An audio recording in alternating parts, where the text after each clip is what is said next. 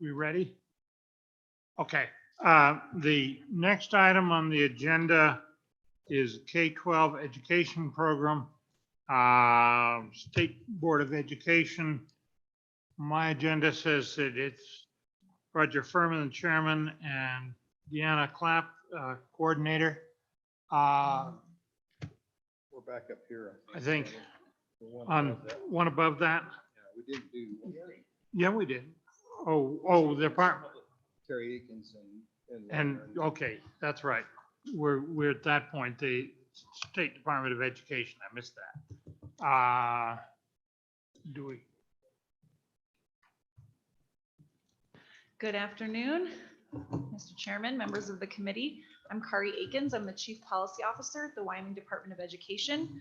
We should also have Lori Hernandez, who is our Director of Standards and Assessment, joining us virtually for this portion to be able to answer any questions the committee may have. Real briefly, I'm going to be going over kind of the role of the department in the K-12 education program. We picked a few big areas to go over. Certainly if there are questions outside of just what is presented, I'm happy to provide as much information as we can today, because there's a lot of work in this area that the department does. So we just picked a few key things. So I'll start with state standards, and I'll go over some definitions of standards and talk about the standards review process. So first of all, LSO staff did a fabulous job as always of talking about a lot of this, but the statewide standards adoption began in 1998. That is how long we've had statewide standards, since 1998. And that was to meet federal requirements of the Elementary and Secondary Education Act. And so in its most basic form, a content standard, in Wyoming, we have content and performance standards. The content standard is simply what should students know and be able to do throughout their time in the K-12 system. Our goal in writing standards is that they be specific enough that readers are clear about the instruction and learning that it should entail, but we don't want it to be so narrow as to prescribe the day-to-day curriculum. It is important to note that in Wyoming, the state superintendent is prohibited from prescribing textbooks, and the State Board of Education is prohibited from standards dictating curricular choices. So that is one thing that varies from state to state. And in Wyoming, we very much leave the curriculum and the resources that are used directly in the classroom up to each local district. But the standards guide those curricular choices that the districts make. The next term I want to talk about is performance level descriptors. So performance level descriptors really say what is the degree of knowledge or skill we need for the standard. So you have what the student is supposed to learn, and then the performance level descriptor talks about 4 different levels of performance: advanced, proficient, basic, and below basic. So a performance level descriptor will basically say the advanced student will, or the proficient student will, to give teachers an idea of when a student has actually learned the standard. These importantly are used in the 3 assessed content areas: English language arts, math, and science, in order to develop items for those statewide summative assessments. And then in the other content areas, they are used to guide teachers when they need to assess their students to know, has the student learned what I've been teaching them? What is considered proficient? What would be considered advanced, or just basic, or clearly below basic for that standard that is being taught? Now I want to talk about performance standards. As I mentioned before, it's the Wyoming content and performance standards. Performance standards are the how good is good enough. So while our standards committees develop performance level descriptors for every standard, only a subset of those performance level descriptors are specified to be performance standards. While teachers are expected to give all students the opportunity to learn content standards, the performance standards are the things that they need to make sure students really know. So they should be given multiple opportunities to demonstrate proficiency on those performance standards. What is promulgated into the rules is the proficiency level of the performance level descriptors. I do want to note that this is a change because of an Attorney General's opinion that was issued in November of 2019. Before, all of the performance level descriptors were considered the performance standards. Now it is a subset of the performance level descriptors. Now, if you would oblige me by going to attachment A.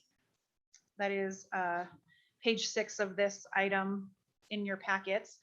This really shows the 4 phases of the standards review process.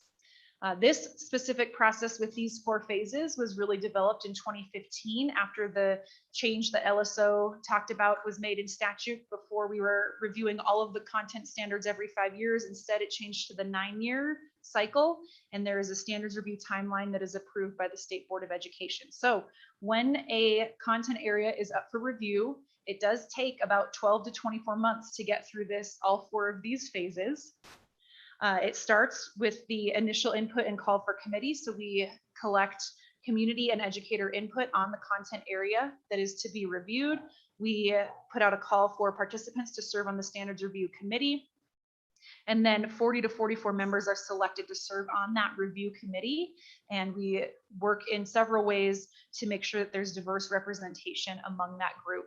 That was one of the big changes that was made in the standards review process in 2015, was that we diversified that group more to also ensure that business and community members and parents were more involved in that review process. Phase 2 is the actual work of the committee. So that starts with the department basically presenting to the review committee about what makes a good standard. We make them look at the standards that they're going to review. We make them look at other sets of standards, either from other states that are highly regarded, if there's a highly regarded national set of standards, so that they can see what else is going on in the standards world, basically. And then they meet several times, both face-to-face and virtual. Of course, for the last year and a half, it's been all virtual. But they meet several times in order to develop the standards, the performance level descriptors, and then choose the performance standards.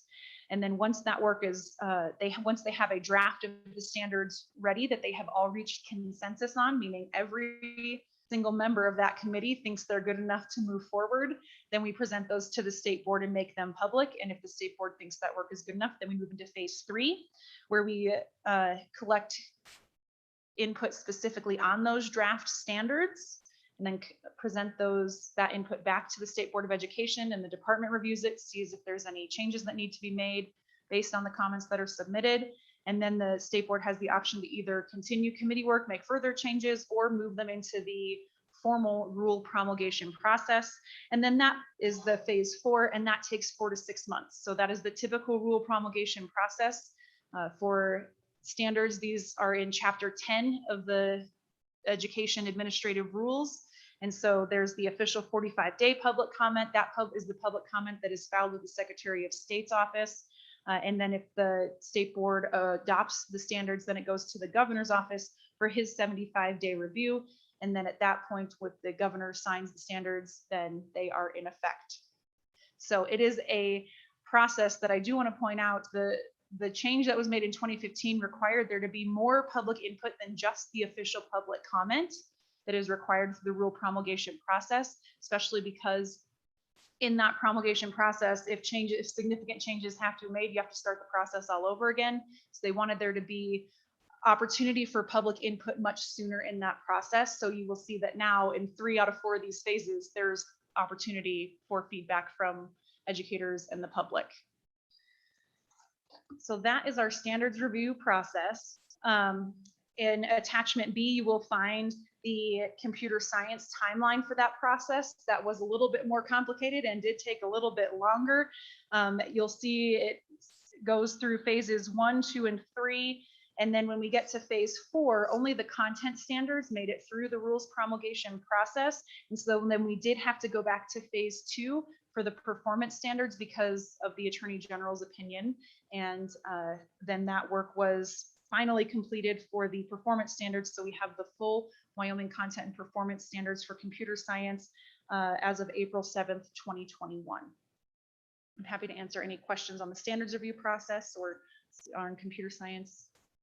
If folks want to pause here, this might be a good moment if there's any questions on standards.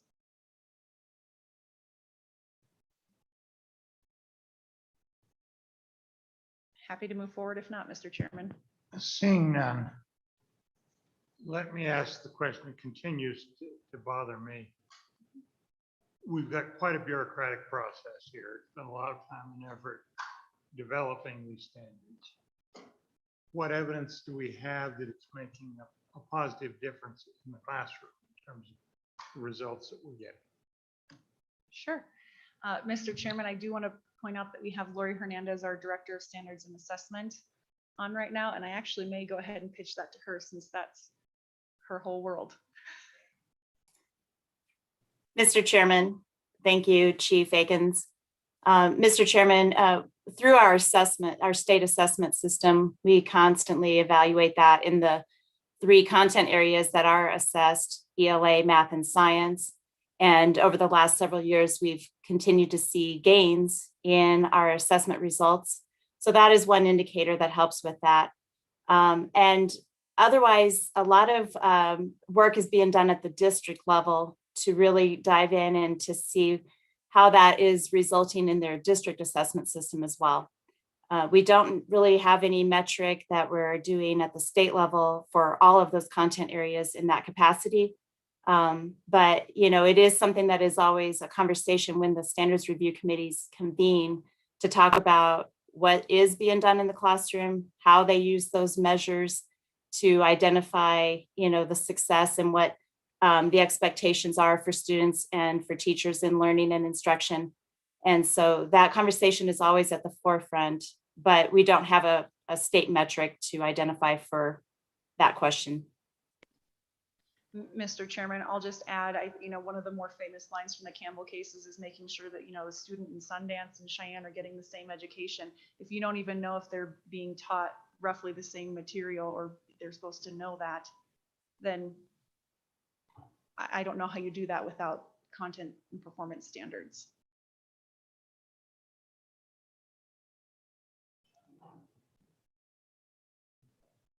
Mr. Chairman, thank you. And I have a general question, and you can give me this information. I'd like to see the rotation. What's the rotation of standards we use? So Sure.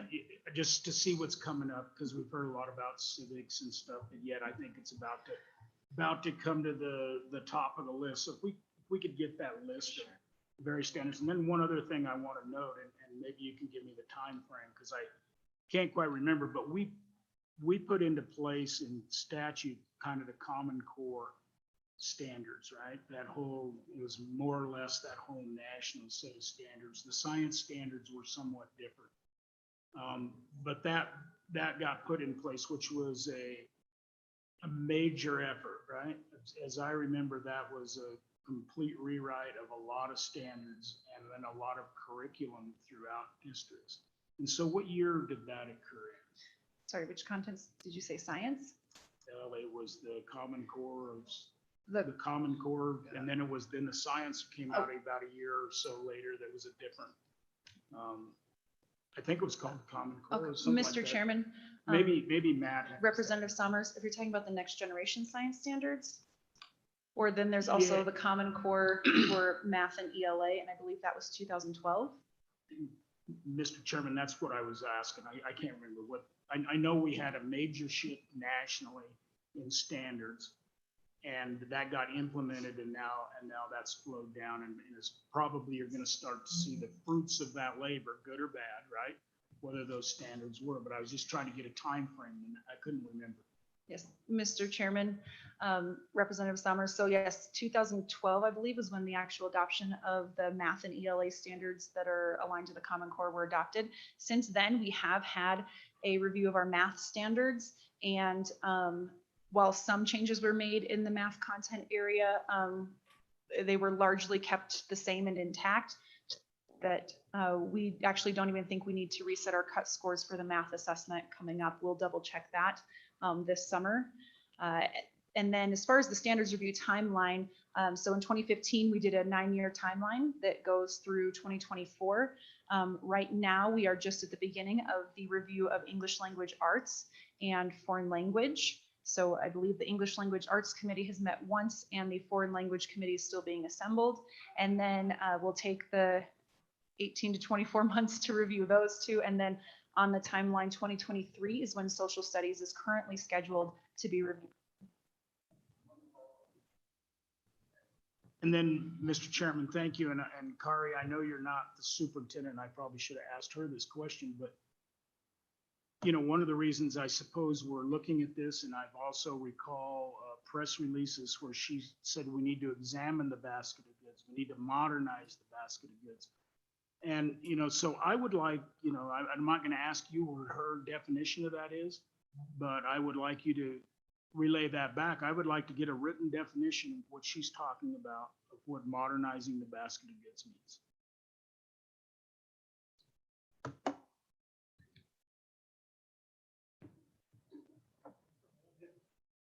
Yep, Mr. Chairman, it's Kathy. Thank you.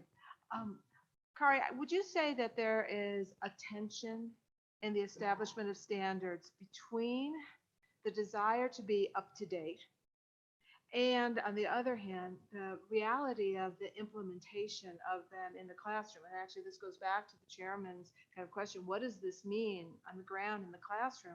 And it's every time standards change that it needs to be implemented and then assessed in some way for accountability purposes. And so there's a real tension that goes on there between this modernization always and what does it really mean in the ground in the classroom. And so even though it might just look like a nice chart, that the reality is very significant for our schools, our teachers, and our kids. Mr. Chairman, Representative Connolly, I believe that tension was the main impetus behind the change from the reviewing every content area every 5 years to the more extended 9-year timeline, because schools were finding that if there was a change to a content area, by the time they had updated their curriculum, gotten their district assessment system aligned, then like the following year, the content area was up for review again, and they were looking at having to do the whole thing all over again. So that was a big piece of that change. And then I also want to mention that statute gives the State Board of Education up to 3 years to allow districts to align their district assessment systems to any content areas where there is a change in those standards. And part of that is because of the large amount of work that can go into curriculum mapping, selecting new textbooks, figuring out what you can keep and what you need to do new and train teachers in that content area. It is not a small lift to implement it down to that classroom level. Chairman, a follow-up. Kari, I'm just curious, in the same way that we had some comparisons with other states in the previous memo about how our standards are in comparison to contiguous states and then high-performing states. I'm curious about the length of time for standard review in other states. How do we compare? Mr. Chairman, Representative Connolly, I'll have to get back to you on that. Other than I know from what I've seen, it's all over the place. It is whatever that particular legislature decided would be appropriate. So I know there's a great deal of variety.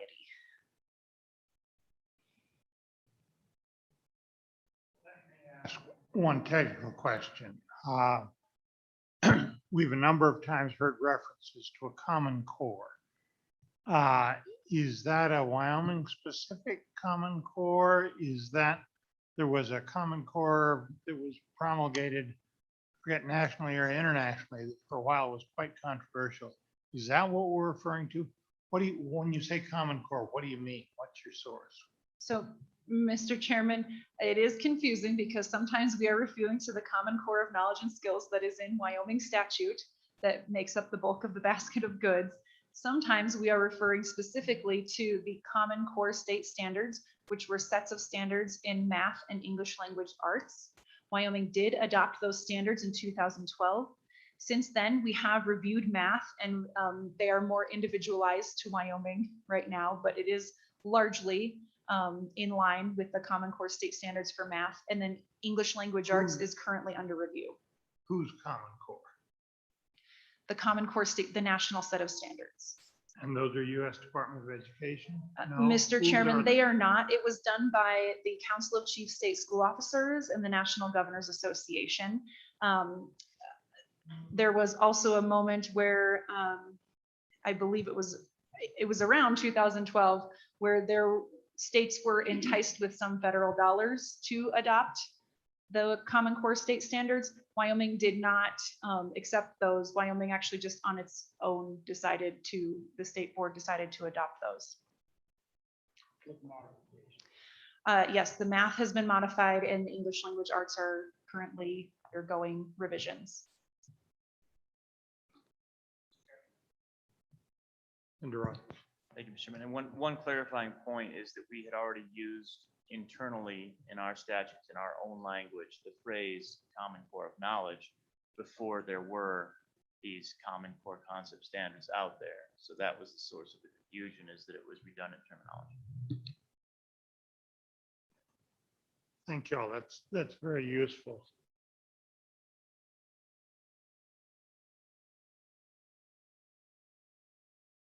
The district assessment system. Does each and every district have their own assessment system, or is there an assessment system that is common to all the districts? Sure, Mr. Chairman, Representative Newsom, if you would like, I can go ahead and move. I haven't gone through that portion of the memo yet. So I can answer that question and move on in the memo if you'd like, Mr. Chairman. Okay. So the district assessment systems are unique to every school district. They are required to have an assessment system aligned to the statewide standards. So the State Board of Education decides on the statewide standards, and then it is up to districts to implement those standards in the classroom. And of course, as teachers are teaching things, they also are hopefully assessing whether or not students are learning what they are being taught. And that is the bulk of what simply makes up the district assessment system.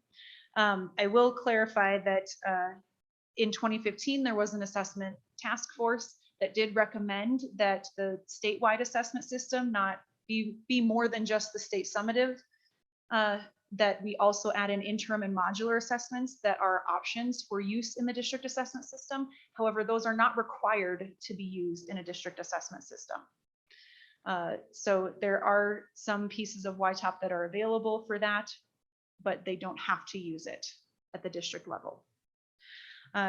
So the requirements, so districts do have to submit their assessment plan to the department annually as part of the accreditation process. The list of things that the accreditation team is looking for within those district assessment systems is listed in the memo. And then there's a more rigorous on-site peer review that happens every 5 years as part of the accreditation process as well. Any other questions on district assessment system?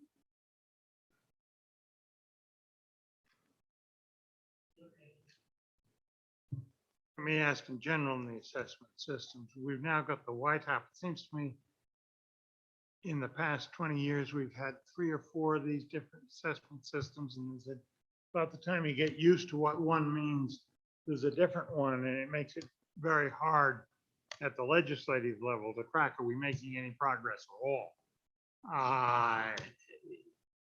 Are we looking for a period now of stability in the assessment systems so we can start evaluating, are we making any progress? Mr. Chairman, we're very much looking forward to a period of stability. The pandemic has definitely disrupted that a little bit, but right now we are looking for stability within that statewide assessment system. So originally the assessment system in Wyoming was YCAS, and then it changed to PAWS, and then in 2017-18 school year we made the change to YTOP. So in the realm of assessment system of summative assessments, YTOP is still fairly new. We are very much hoping to keep it stable, especially as schools have had to undergo many other changes over the past year and a half. We are not looking really at making any major changes. Now, the U.S. Department of Education does allow states some flexibility to have an innovative assessment system that allows to states the option to perhaps not have the big test at the end of the year, but maybe do smaller tests throughout the year. That may be something that we investigate as a department, but it would require some action from this body and the state board in order if we wanted to go that route. So while we are doing some investigating to make sure we stay on top of, we are doing the best we can for our students. We are, right now the plan is to stick with YTOP in its current format unless directed otherwise.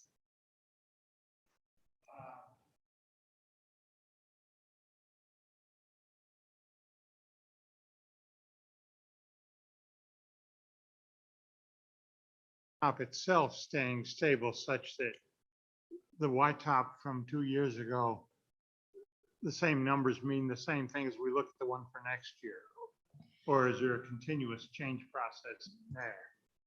Mr. Chairman, when there is a change to the content standard area, then often we do have to break that line because the content that's being assessed is so different from what it was before. So we are about to do that with science because we are assessing the new science standards, which were vastly different from the ones before. However, we just completed a review of math. The changes to those standards were not so significant that we have to say that it's going to be a new baseline, or at least we're hopeful for that. I'll let our Director Hernandez add any more information on that point. Mr. Chairman, yes, thank you, Chief Akins. We are convening an educator panel that did the original setting the cut scores for math back in 2018. So after our first test administration is when we did evaluate the items and set the cut scores. A committee is going to reconvene on August 10th and 11th to do a standard confirmation. And with that, they'll look at the same items that were looked at 2018. They'll look at the new standards and they'll see if there's any changes to where they would have set those cuts. And if there are no significant changes, then we won't have to change the scoring, the scale scores, meaning that the way that students test results populate will remain the same and consistent. If they find that there's any concerns or issues with that, then we may have to do a slight shift on those scores. And so we'll know more in about 3 weeks. So, Mr. Chairman, I mean, that's the long way of saying we're very cognizant of the fact that we don't like when we have so many moving targets, and we're doing our best to reduce that as much as possible. I will say, from the point of view of a user, stability in a thing like this is very important. Otherwise, we're going to say, look, the state system doesn't do any good, doesn't tell us anything. We'll have to look for other sources nationally. The NAEP test and things like that to say, are we really making any progress or not? So getting something that, if you want people like us to use it, to see where we're going, stability is real important. Okay, now I had several other questions and I didn't mean to cut anybody off. Representative Newsom, did you get yours get covered? Thank you, Mr. Chairman. I have a question back to this district assessment, and in the paragraph 2 under that, it says evidence may include, and gives a laundry list, including formal or standardized tests. Is Y-top optional for districts, or is it required for districts? Mr. Chairman, Representative Newsom, there are 3 different assessments within the Y-top assessment system. The end of the year summative assessment is required. We also offer interim assessments. So there's a fall window, a winter window, and a spring window that are kind of like a mini summative test that school districts have the option to use. There are also modular assessments, which are more like individual lesson or end of unit assessments, much closer to a typical formative assessment that a teacher may just develop on their own in a classroom, that they also have the option to use. So only the summative is required. The interim and modular assessments are options for incorporation into the district assessment system. Okay. I'm going to stop you right there. And you've got a committee here, some of which is new. We earn our livings in other areas. We are not current on the educational jargon. What do you mean by a summative assessment and these other terms you're using to describe the assessment? Sure, Mr. Chairman. So the summative assessment is the end of year looking back at everything a student should have learned throughout that school year. So the sum of everything they've learned, it's the summative. The interim, and that is also the assessment that is used in the accountability system that is required by the U.S. Department of Education. That's kind of the big one. And before, with all of our statewide assessments, that's all there was for PAWS and YCAS, was that end of year assessment. We also now in the YTOP system have the interim and modulars. So an interim assessment is a small checkpoint throughout the year. Okay, so it's available. There's a fall, a winter, and a spring checkpoint for teachers to see, okay, are we prepared? Are we making proper progress? How much growth has there been throughout the school year? The modular assessments are really specific to typically just one individual standard. So basically, if they're doing a lesson on a specific topic, then they can look into the YTOP system and they have the option of an assessment for that. And we call these formative assessments because it's the, have they learned this specific topic that I was just trying to teach them? And it helps them shape their lessons going forward with those students. So those are more of the typical classroom assessments that you tend to see, are those formative assessments. And the modular assessments are an option for a formative assessment by a classroom teacher through YTOP. And that is a lot, I realize.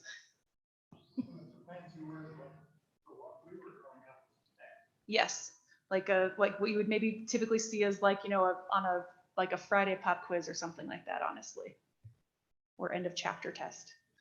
Thank you, Mr. Chairman. Kari, just on the summative piece, the federal government, is it No Child Left Behind or Every Child Succeeds Act or whatever the current, is it just 3rd, 8th, and 11th grade that's required? And then if that's so, or correct me if I'm wrong, and then what in addition to those grades, Wyoming does other grades?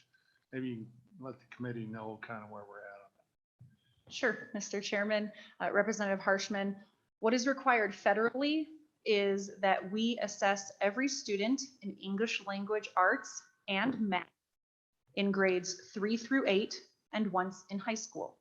We also have to assess every student in science once in elementary school, once in middle school, and once in high school. So what we do in Wyoming is every student grades 3 through 8, and then also in grades 9 and 10 is assessed in English language arts and math. So we would only be required to do one grade level. We have chosen grade 10 as what we report federally. We also additionally assess in grade 9 for English language arts and math. For science, we assess in grades 4, 8, and 10. And then additionally, we also have every junior or grade 11 student take the ACT plus writing. And I should mention that writing is incorporated as part, because it's part of our English language arts standards. We do have to assess in writing as well, and that is focused into grades 3, 5, 7, and 9. And so in the legislature, we changed the law a couple of years ago and got rid of the K through 2. We were even having the little guys do these summative assessments. So really, we're not doing much more than what's required by the federal government, then, really. Just maybe 2 tests in high school, it sounds like. Is that how I understand it? Mr. Chairman, Representative Harshman, that is correct. And the main reasoning behind that is because we had stood up our own accountability system that put a heavy emphasis on growth instead of just achievement. And you can get more dependent growth scores if you're assessing every year for that 1-year growth. So it's not just seeing the achievement a student has in every individual year, it's also giving schools credit for how much they grow students every year. And that was the main reason, I believe, for continuing with that grade 9 assessment at the state level, even though it is not required federally, but it is required in state statute currently. Okay, and then last follow-up, and that's the summative piece, but on the formative or interim assessments and then these modules how many districts actually are using that resource? Some go out and do their own resources, or so I mean, we're paying for everybody, but how many are actually using it? Mr. Chairman, Representative Harshman, I will go to Director Hernandez for that because I know she's got that information ready to go. Yes, Mr. Chairman, I am pulling up my participation data real quick to share that with you. We have been tracking that across each of the years and have been pleasantly able to say that there's been a large percent of participation across years. So give me 1 second to open that tab. And I can tell you that in our first year of assessment, in the 2017-18 school year, we were seeing on those interim assessments, just pretty much across the board, anywhere between 30 and 70 or 30 and 80% participation. By the next year, they were all well over 80% and remained steady in the next school year. We also, this last year after the break due to the pandemic, we did put out an extra option with our fall interim test where they could do on grade and off grade so that they could better identify where students landed after the previous year's instruction. And we did, even with the pandemic year, have pretty good participation, at least over 50% using the interim assessments. And then in our winter assessment is when they really picked up. And again, this last winter assessment was well over 60% participation across each grade. Mr. Chairman. And Mr. Chairman, Representative Hirschman, I'll just add that while we are hopeful that school districts are simply using it because it's a good option for them, I should add that the changing to the block grant was altered once the state statute was changed to require the interim and modulars to be offered by the state.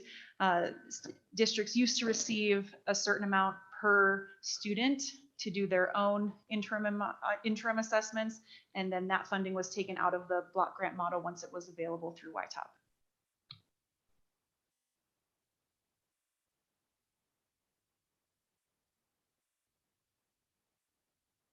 All right, Mr. Chairman, I'll move on to the topic of accountability.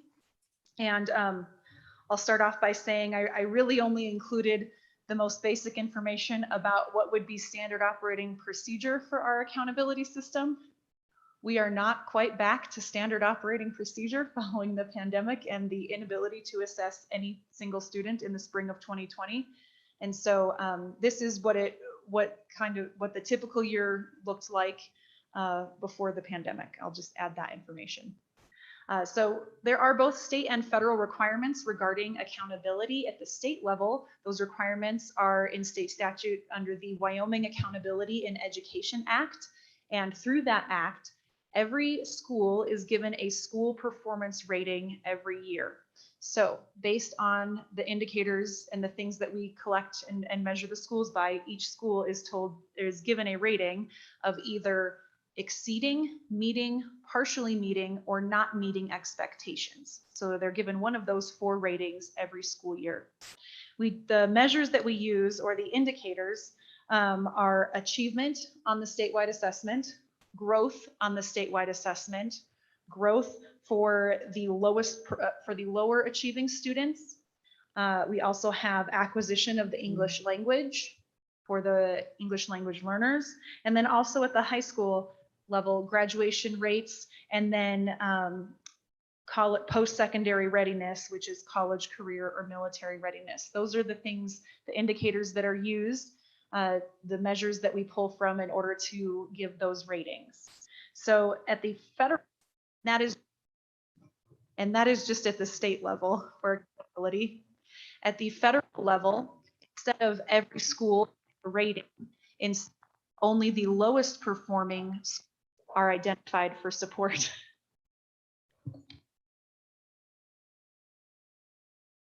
I'll try this one for a little while. So while at the state level, each school is given a rating, at the federal level, only the lowest performing schools are identified for support. We have aligned our indicators for federal accountability as much as possible with the state accountability. So there are some things at the federal level, we can only do the 4-year on-time graduation rate, whereas at the state level, we value schools continuing to work to get students across that line. So we include 5, 6, 7-year graduation rates. So there are some minor differences, but as much as was allowable, we have aligned our federal accountability with the state accountability so that they're being identified and rated, hopefully off of the same measures as much as possible. Beyond that, you can see kind of the work of the department regarding the accountability system in that last paragraph, but I think I'll just ask for any questions on accountability, Mr. Chairman. Thank you, Mr. Chairman. I just have a quick question. How many school districts right now or schools are currently under a corrective action plan in the state of Wyoming? Mr. Chairman, Representative Nyman, so a corrective action plan would be not part of accountability, That's but not dealing with that, it. yeah, so that's a specific thing typically with not using federal funds appropriately. Oh, okay. So that would typically be where a corrective action plan would be in place. However, as far as how many schools are identified for support at the federal level, it is always the bottom 10%. So you're always gonna have, it's just on the federal level, it's always your lowest performing 10% of schools. So you never kind of get a lower amount of schools because it basically says the bottom 10% needs to be doing better no matter what. So there's not like a bar we can get them across because there's always going to be a bottom 10%. Okay. Very good, thank you. But Mr. Chairman, Representative Nyman, I can tell you that the last time we did school performance ratings, we did have the majority of schools in Wyoming were meeting or exceeding expectations. I can't remember what the percentage was for how many were not meeting expectations versus partially, but I do know that it was over 50% were meeting or exceeding expectations in the state accountability model.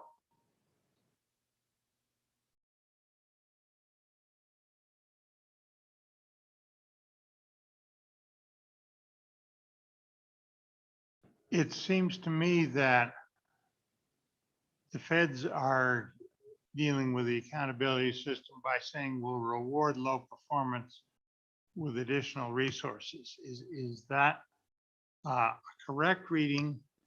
And then the question is, whether or not that's correct, what are the consequences at the state level if you don't do well in the performances? So, Mr. Chairman, we do have a statewide system of support. And so if schools are not meeting expectations honestly, the first year that they're not meeting expectations, we had made them do data retreats. We're using the pandemic pause and accountability, I guess you could call it, to pilot a new school improvement program that basically gives them the data retreat and helps them plan their school improvement efforts. There is in our accreditation process, if a school is not meeting expectations for 3 consecutive years, then they cannot be fully accredited. That would be one of the bigger things. And then on the federal level, if they are unable to exit out of support, then we have specific interventions, namely multi-tiered system of support program that they would have to participate in. Thank you, Mr. Chairman.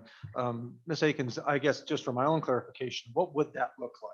I mean, give me some better understanding of the accountability. What would they look at and assess that would or would not be making so that they would have a responsibility to straighten up or to improve their process or whatever? Just so for my junior understanding of this and trying to kind of wrap my mind around, what would that look like in the assessment process that a school that would maybe not be performing at the level they're supposed to be? Mr. Chairman, I may need to ask you to rephrase that question because I'm not sure I'm getting what you mean, what it would look like in the assessment process. Well, You're not talking about the actual statewide assessment in that question, are you? No, Or- I'm just okay. talking about from the standpoint of like a school, for example, that is underperforming. And then they would come in and they would say, okay, hey, we're not performing to the level that we're capable of here. What would that look like? How would that be assessed? How would they identify that? And what would that school's responsibility be? You said they have basically 3 years of time. Is that correct? Kind of put things together? Or no? Mr. Chairman, Representative Nyman, any school that is not meeting expectations has to submit a school improvement plan to the department and to show us how they are working to improve. And so obviously those vary greatly based on the reasons why they are not meeting expectations. It may be graduation rate, it may be achievement, it may be growth, it may be EL. So we do really try to tailor that to the reasons why they are not meeting expectations. But it does start with that school improvement plan that they're required to submit to the department, which is why that's where we're focusing our efforts in the state system of support. To the question, I guess that's why I was just wondering what was the criteria that would be require, a look at the facility to see, or the school or the district to say, hey, something's going on here. We need you. And when you say graduation or, assessment, that's what I was curious about, is what would prompt that kind of an evaluation or a call to improve.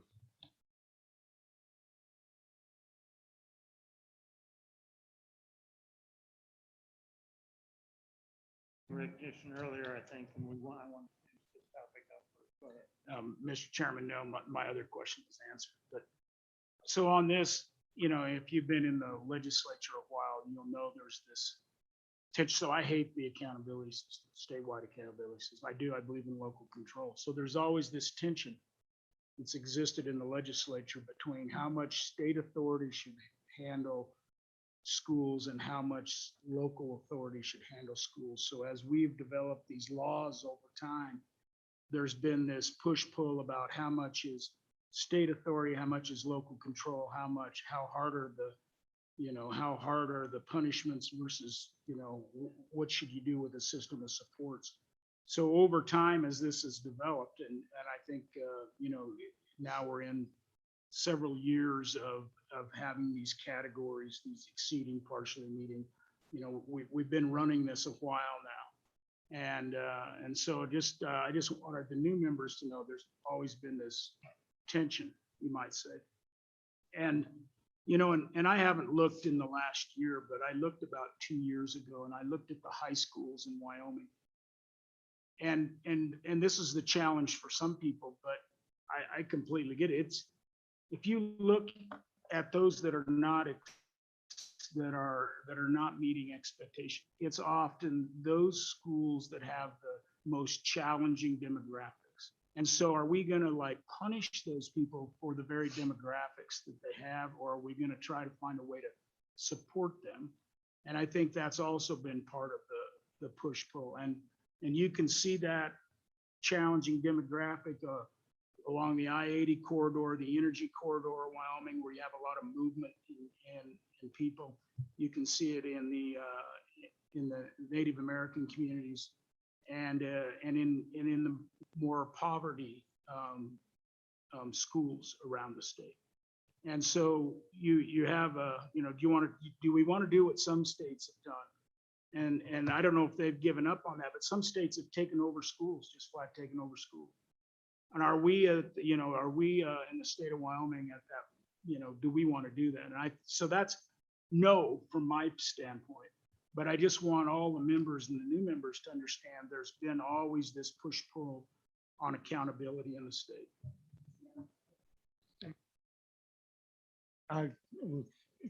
Let me follow up on that too, because I think it's a key point as you look at these assessment results, and you start saying, well, maybe there ought to be some consequences for poor performance.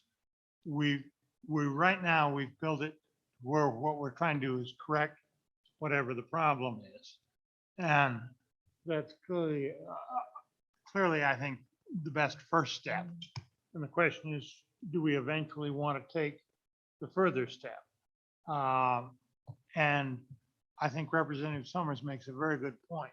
You have to look at the incoming material, because you can't just look at the performance. To put it in a positive way, you look at a community like Albany County, where you've got a culture that very highly values education. You look at the Mormon communities, where the family child center also, that culture also values education. They do well. You've got to take that sort of thing into account when you look at performance. And then the question comes, do you have some problems where it really is school district and something needs to be done about the school district? And that's something I think long-term we're going to have to grapple with. So this may only be the first step. And the question is, what happens when we aren't getting anywhere? So, Senator Ruffus. Thanks, Mr. Chairman. I wanted to provide a little more background for the folks that aren't as familiar with the Wyoming Education Accountability Act, because it isn't simply a summative assessment or a performance-based accountability model. In fact, Good Representative Summers was a big part of the development of a multi-pronged approach where growth and equity are of equal, in some cases greater, concern as you're looking at how a district is performing. So if you're a district and you show up and you just teach a demographic that performed well when they came in and performs just as well when they leave, you have failed in the Wyoming Education Accountability Act, or Accountability in Education Act, excuse me, because you have not grown them. So those obligations are not as naive as I think they were illustrated in sort of a simple discussion. And a lot of work went into that over the years to ensure that we did reflect that if you start off with students that are challenged in whatever way, and they're not going to achieve as top performers, your district can still succeed because that growth and equity aspect is an essential part of it. So I just wanted to push back a little bit and say that while it's not perfect, it's a lot more sophisticated than just a what was your test score approach to it. And a lot of thought over several years in consultation with all of the stakeholders, the education community, experts around the country, spent a lot of time making sure that it wasn't that simple. And in fact, we also made sure that they were always disaggregated when reported so that you couldn't gloss over, say, deficiencies in equity because your summative assessment was high quality, as an example. If you have deficient equity scores, it will always stand out as a red flag that will need to be addressed, as with growth and as with summative. So we went a long ways down that road to ensure that it was balanced. And again, not perfect, but I think better than represented.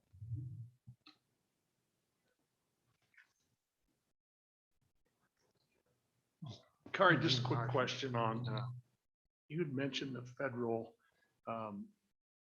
bar keeps moving. It's always going to be the bottom 10%. Even if every school in Wyoming was exceeding, there'd still be a bottom 10% on the federal bar. And some of the early, when we started working on this accountability system, some of the early criticism of the YCAS and the pause, because the bar kept moving a little bit. The better Wyoming kids got, the higher the bar kept moving. And so we got into this debate, and I think the chairman talked about it. It's, you know, it's hard to measure change when you keep changing the measure. And so my question to you is then, that's not the case anymore with White Top, is it? I mean, there's an opportunity for every school in Wyoming to be exceeding.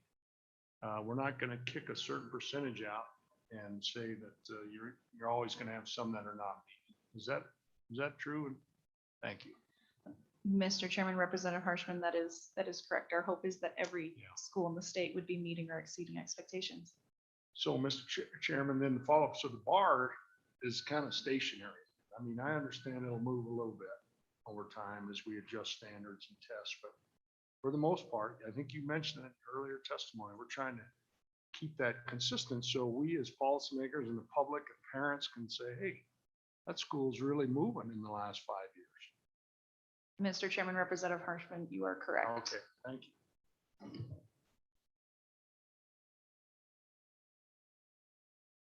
Somebody's got a really burning question. I would like to move on to the State Board of Education. If they could come forward, we'll finally get to that.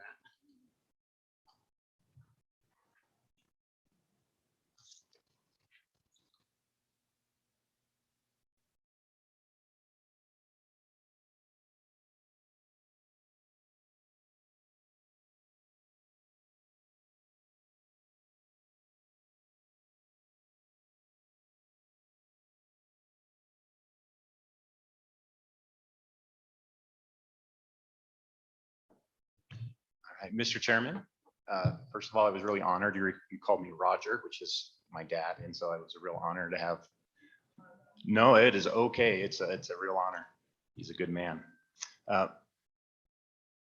Mr. Chairman, members of the committee, my name is Ryan Furman, and I am the State Board Chairman.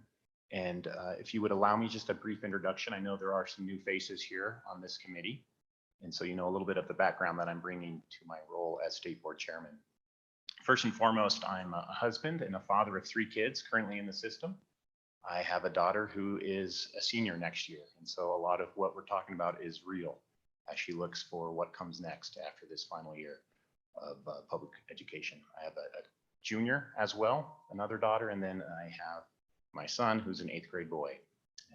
Those 3 kids are 3 very different kids. So I have one that loves to read and reads encyclopedias, and one that was proficient on White Top for the first time, and I'm very, very proud of that. Additionally, I am an educator. I've been in the science classroom for 17 years before I moved over into administration for the past 2 years at Sheridan Junior High School, a high-performing district. And so I bring both that knowledge of, to answer your questions further on about what does those standards mean. I do have some perspective from both the classroom and as an administrator in a high-performing district. And then finally, I am myself a product of Wyoming schools. I went to Casper, graduated from Kelly Walsh in 1997, so right before all of these standards came. And yet I feel like I was well served by the public education system here in the state. I share those brief details because I really do think it's one of the great benefits of the State Board of Education being an appointed board. I was on the board because I was a teacher, and we have positions for business people, for local board members. Besides those specific roles, though, everyone brings various hats. So we have an oat farmer, we have a cattleman, we have business people, we have a person who drives school bus for their local district. And we bring all of those diverse perspectives to our work and working collaboratively with the department to move forward on those issues that Kari did such a great job of laying the foundation for. So with that, I'll move into talking about kind of the similar buckets. I don't want to retread. I know we're a little bit behind on the schedule. And so we do work collaboratively on those same topics. And so the first one I want to talk about the role of the state board is standards. And I think the important thing there is the State Board of Education wants to ensure that the public have ample opportunities to weigh in on those state standards, because those state standards are really the lever in so many different places where what do our kids learn? The standards. How do we know if they've learned it? Well, how they perform on the standards. So we want to make sure that those standards are the best standards that they can be, recognizing that there's some tension there.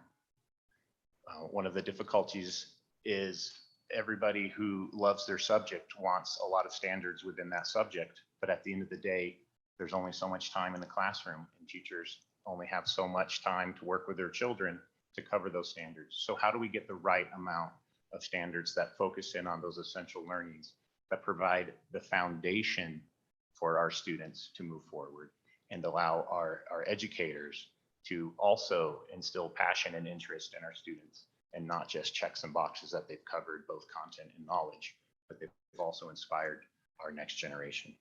So within those standards, as noted, the Attorney General's opinion really has launched the State Board of Education to do some work around standards. Those identification of the performance standards start to address that question. They start to focus in the classroom, what are the essential things that students need multiple opportunities to demonstrate that they've learned it?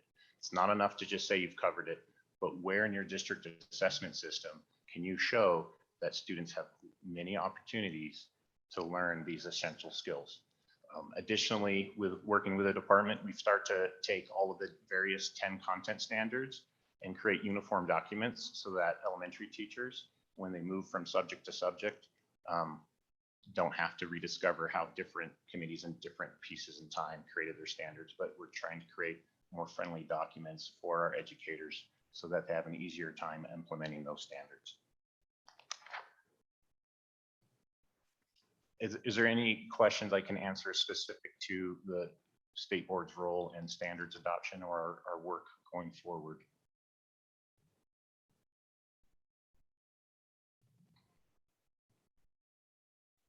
You're letting me off easy. Not, Thank Representative Connell. you, Mr. Chairman.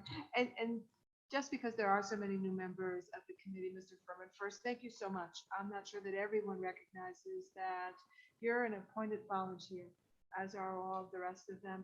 And unlike the Department of Ed, which does a phenomenal job in the presentation, Kari, it was, but that it seems that the state board is in fact responsible for making the ultimate decisions about content standards. And that the department facilitates you getting the information that you need, but you're responsible for the implementation of the process to make sure that it gets done thoroughly and that the best decision is made based on following that process to a T. And if that's the case, could you first verify that? And then a second thank you for all of that as volunteers. Well, I thank you, Mr. Chairman. I will say I appreciated you pausing, Card, to explain some of those words, because even though I was in education and it was my day job, when I came on the board, some of those words and terminology were not ones I used in the classroom. So I appreciate your struggle. I faced it myself in understanding all of these various terms. I do want to thank the department and Director Hernandez specifically for helping us through that process. At the end of the day, it is the state board's names that go on those standards for the next 9 years. And we do recognize the pivotal role that they play in our schools. And so we do work hard to ensure that they are the best standards moving forward. It was that approach that led to kind of the computer science standards having that 1-2 process to finally get approved, because we heard in our public input from educators that said, we appreciate computer science standards, but we have no background in it as elementary teachers. And how are we supposed to fit this in when the pressure in the accountability model is under math and ELA? And that's where we directed the department to see if we could identify a narrower set of standards for performance standards that would allow more focus within the classroom on those standards. All those standards need to be taught for sure. But hopefully the hope is by focusing the attention on some of those performance standards, we can actually ensure not just students are introduced to computer science, but they're actually mastering that important knowledge. A different and a follow-up question. And Mr. Furman, while we were talking and Kari was doing her presentation, I actually pulled up my district and the latest accountability and looked at schools. And I saw actually 2 columns. And the 2 columns were, one was the state and one was the feds. And so and typically they aligned in terms of exceeding expectations or meeting, but not always. And so I am curious if there's tension about the federal standards being clearly somewhat different than state standards at times.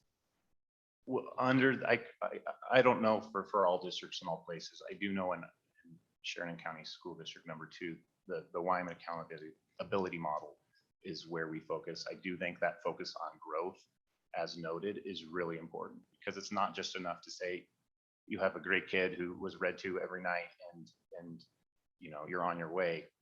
We need to take that student and also grow them as well.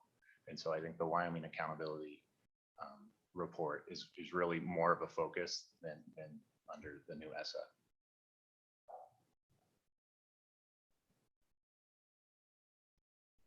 Let me ask a question, take advantage of the fact that you have a lot of very practical classroom experience. We've invested a lot in the development of standards and continue to do that.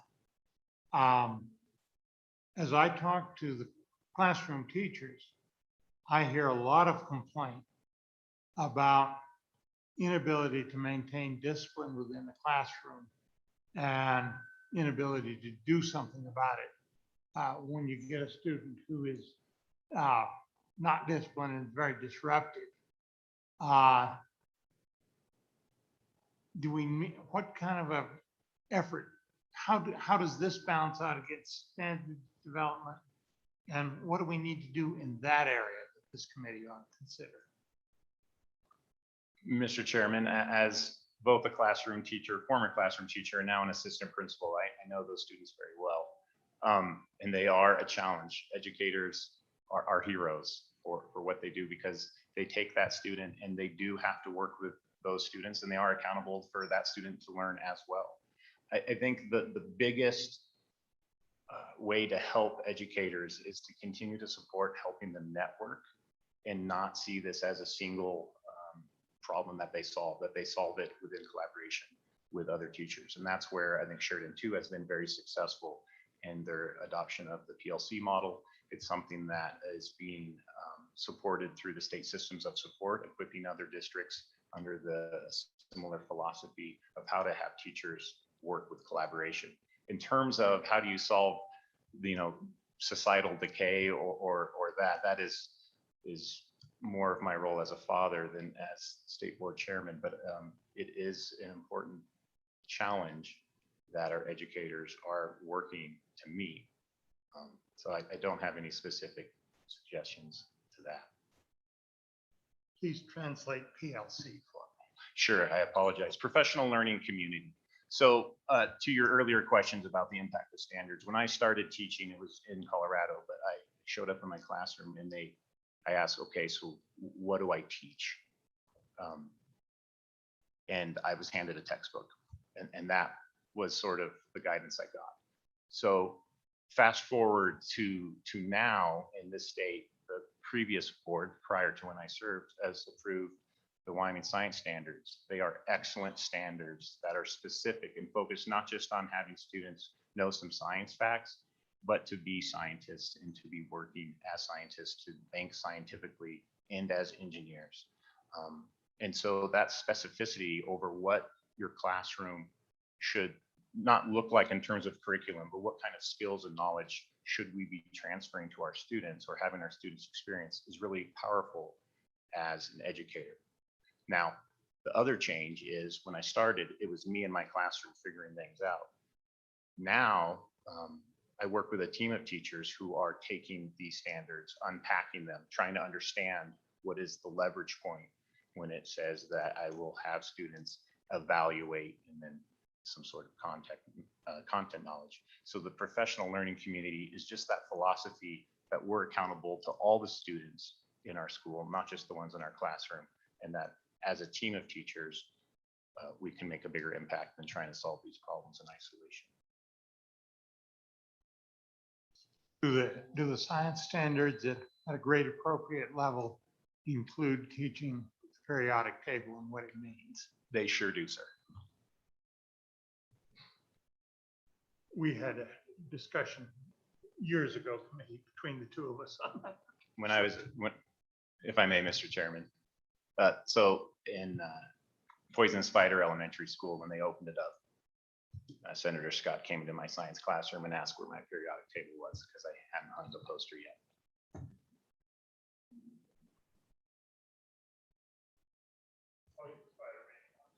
That is the name of a school, yes. And a good school at that.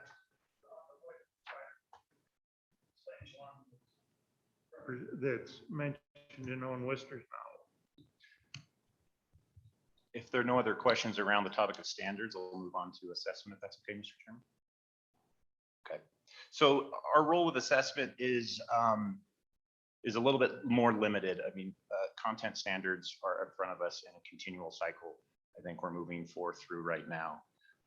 With the assessment though, outside of the approval of the adoption of the YTOP, our role is now just forming PJP or professional judgment panels, stakeholders that will look at the data and try to set those scores for what determines meeting or exceeding on specific tests. So because we have relatively new science standards, the next PJP meeting will be over what happens when those science questions are fully implemented inside the assessment. So, you know, the work is to try to keep the YTOP static, but as we adopt new standards, there is the possibility that we'll need new questions to ask about those new standards, and that will shift. So next year, for the first time, the science scores in 5th 8th, and 11th will be over the new standards. Even though the standards were adopted years ago, a couple of years ago, it's been taking that time to give teachers a chance to understand them and implement them, time for the YTOP to write the test prompts to assess them. And so for the first time next year, we'll see new scores. And so there's a chance that a score from 2 years ago in science and a score next year in science will not be apples and apples because it will be under different standards that have been adopted. So that was one point I wanted to make. That is the role of the state board to organize and conduct those PJPs. Questions under our role in assessments? Accountability, we've touched on a few times. My notes here really were presented by Kari. I don't have any really further details to add around accountability, other than the state board receives those scores and we forward a report that the department creates onto you. When we receive them, of course, COVID has presented a gap in that. And so we'll be hopefully back to a more standard year this year and can move forward with where we are in our accountability. And Mr. Chairman. Just one question. I was reading through this earlier and it said in regards to accountability to post-secondary readiness, just a curiosity question. Is there any data out there that would reflect how many students require remedial classes when they enter UW or any other community colleges from Wyoming schools? I don't know of that information. I'm going to look to Dr. Clapp, who's done our work under Profile of a Graduate to understand a little bit of what it means to be a graduate from Wyoming school, to see if she's uncovered. Mr. Chairman, Representative Diamond, I cannot speak from a state view on that topic, but very recently was a school superintendent, and we did look into some of the numbers regarding the need for remediation. And as a local school district, I can tell you one of the challenges we found were entry requirements, as they were for UW or the community colleges, and academic advising as to what month, where a student might be placed with regard to a remedial class or placed into, for instance, a college algebra class. And I know that has been a focus for the university and the community college commission in the years since. That's a very limited answer, but I can only answer from the lens of a local school district that I was in recently.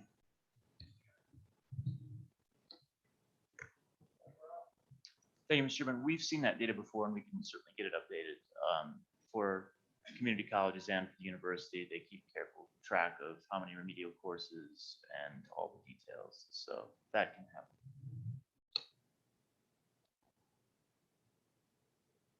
So I think that's going to be important. We do look at that because that is an objective outside indicator as to the performance. And then I think we need to look at some of that data and say, if there's excessive amount of remedial, what's gone wrong back in the system? And I think some of it may be well back in the system that we'll have to look for. So, Representative Conley. Thank you, Mr. Chairman, but I just offer some caution because this committee has looked at that kind of data and it's complicated, to be honest with you. That, for example, the community colleges offer remedial classes both for math and English, where the university only offers for math. So a student could come into the university and honestly have the same score as a student going into the community college, but not be in a remedial class. But then years ago, there was a real push that we wanted students to be able to graduate in 4 years. And in order to graduate in 4 years, that they should be taking remedial class because that slows them down. And so therefore, there was some data that indicated that students who were kind of put into that first year class, even though they might have had a low ACT score, for example, or a low score on a math placement exam, could do well if they were given supports. So all of that just to say that be very cautious and actually use the language of it's just objective data. Know that it's not that simple in order to make an assessment based just on that data. So thank you, Mr. Chair, just my 2 cents. Mr. Chairman, and it's been a while since I've been on the education committee, but this has been up for a long time, this issue. And there's even been, counter discussions about whether those requirements increase in community colleges and whether that traps a student another year in a community college and then they end up paying more. So, I mean, there's lots of ways you can go down that rabbit hole. So it's lots of rabbit holes there.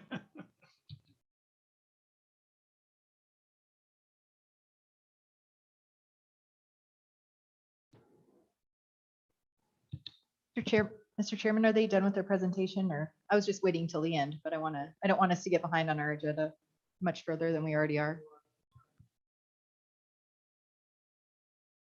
I did want to update on the profile of a graduate at work as well, but that's separate to kind of the rundown of our responsibilities. I'm actually going to hand this over to Dr. Clapp, who has been working tirelessly to lead our profile of a graduate listening sessions. The goal under the profile is, again, we were tasked from the Attorney General's office to identify graduation standards, knowing that should be give me some feedback, I apologize.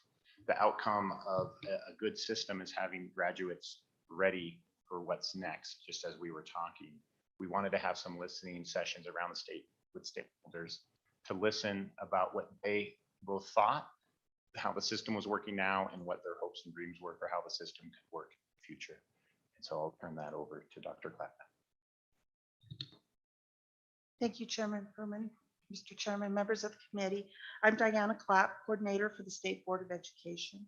And I thank you for your interest and this inquiry into hearing an update on the work that's happening with the State Board regarding the profile of a graduate. The State Board has undertaken a 3-phase process to develop the profile of a graduate. And the board is nearing the conclusion of phase 1, which was finding the foundation. This first phase was intended to start a statewide conversation and build some common knowledge around what a profile of a graduate is and what its potential, the potential that it carries in impacting an entire educational system. You have in front of you or in your packet the memo, so valuing your time, I won't go into a great amount of detail with that, other than to tell you and point out approximately 477 participants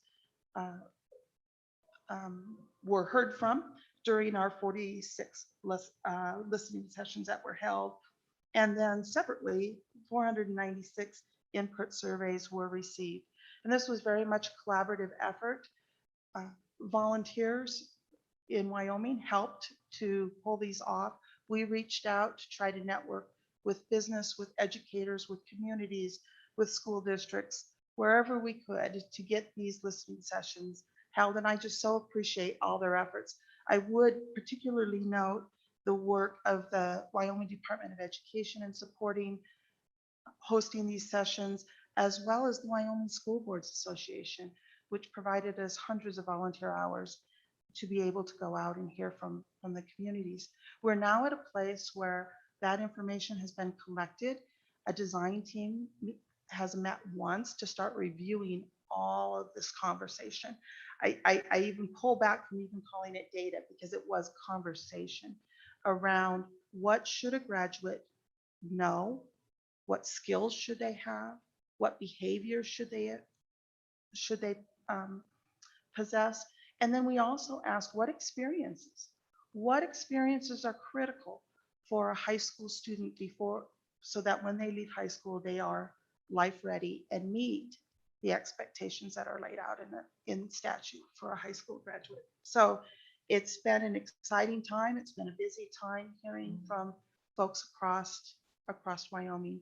There are a few things that I would point out that early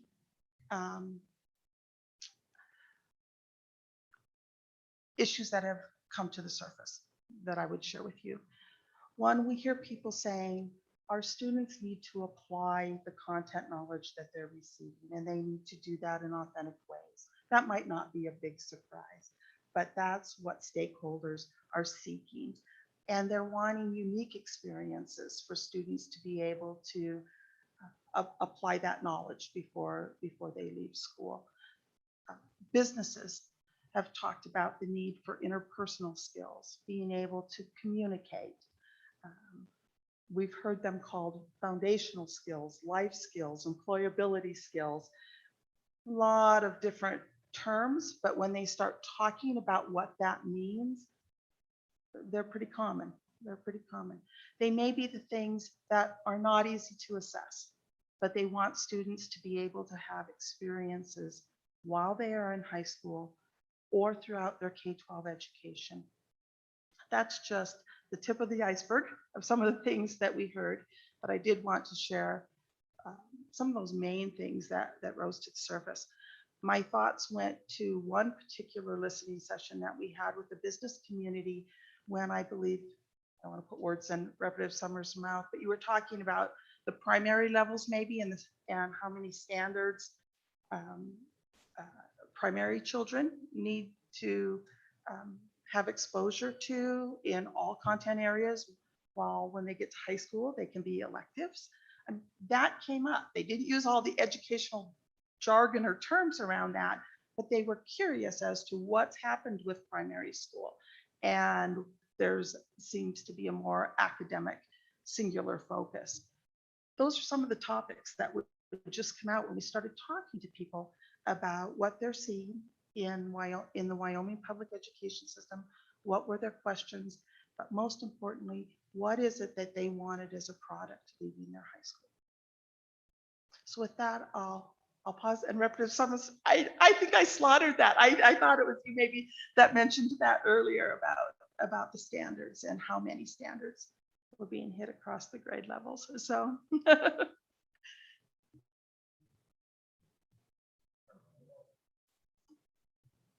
Thank you, Mr. Chairman. There's a fairly strong sentiment in the state by many that want to keep Wyoming rural rather than compete with the Front Range for a lot of economic development. So, what that means to me is that Wyoming will continue to be an exporter of our intellectual capital. If you look at the dynamic of my family, we have 3 sons, 2 of which have been exported out of Wyoming. They got a very good education through the Natrona County school system, and they were very capable of moving out of here and finding employment. And so how they are able to move out in the world, have a successful education process here that takes them out into the broader community, I think is an important part of the assessment of the quality of our education. And so my question to you is that looked at in any way in terms of what the outcomes are for people that attempt to move out of the state, be employed out of the state, and how do we fare in that? Thank you, Mr. Chairman. Mr. Chairman, Representative Obermueller, we did not ask that specifically regarding any exportation of our intellectual resources, as it were. What I can tell you is there was quite a bit of conversation around what would be the future opportunities for our graduates to stay in Wyoming, and that was on parents' minds. Now, as far as getting into any economic development of the state and things, the conversations didn't go there. It was more about those high school experiences that they wanted their children to have. There were also concerns raised when we asked about barriers or challenges to providing experiences for students. You mentioned the rural nature of Wyoming and many of Wyoming schools.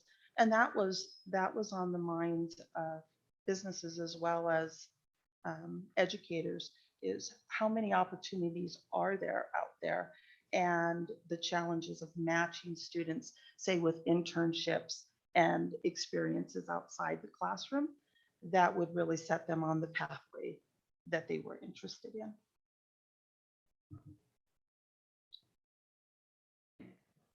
Let me comment briefly on that question. And the data source relates to UW, but I think reflects the performance of the whole public education system in Wyoming. If you follow the college rankings that actually the Wall Street Journal puts together, they put a very heavy stress not only on it goes on at the school, and they rate UW very highly, the amount of attention that the faculty gives the students. But they look at the economic performance of the graduates 10 years out. They can get data on that. And that's a point where education really is still a very important feature, and the experience hasn't totally overwhelmed it. And Wyoming has been doing very well on that ranking. So that's a place where you can look to get some data from an outside source on our overall performance, not just the K-12 system, but I think it reflects in the K-12 system that we're doing very well. And on that total ranking, we have now come up to the point where we've well passed Colorado State, and really our competitors in many of the other states. BYU and Utah still beats us. University of Colorado Boulder still beats us. But we've really come very well. And I think we need to look at some of those kind of things and say whether the students are staying in Wyoming or going outside Wyoming. There's a piece of evidence there that says our overall system on the good students is really still being quite successful.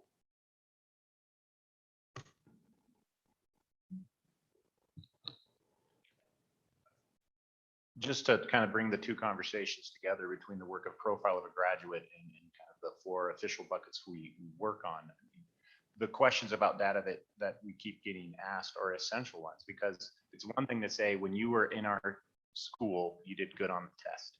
That's good. You're good at taking tests at that grade level.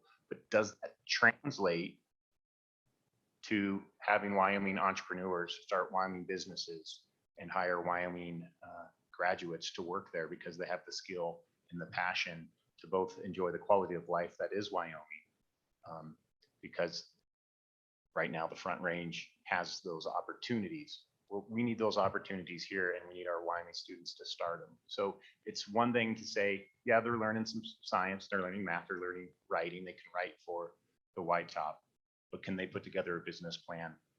Are they passionate about their topics? That's the work of profile of a graduate, is to take this idea of the K-12 system and go a little bit further out to see, is it working for the people of our state, besides just saying our students test well or not.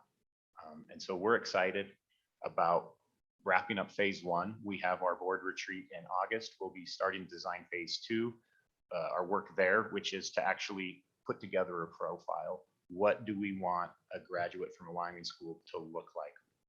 What skills and attributes, besides just the content knowledge and skills, do we want to ensure that they have?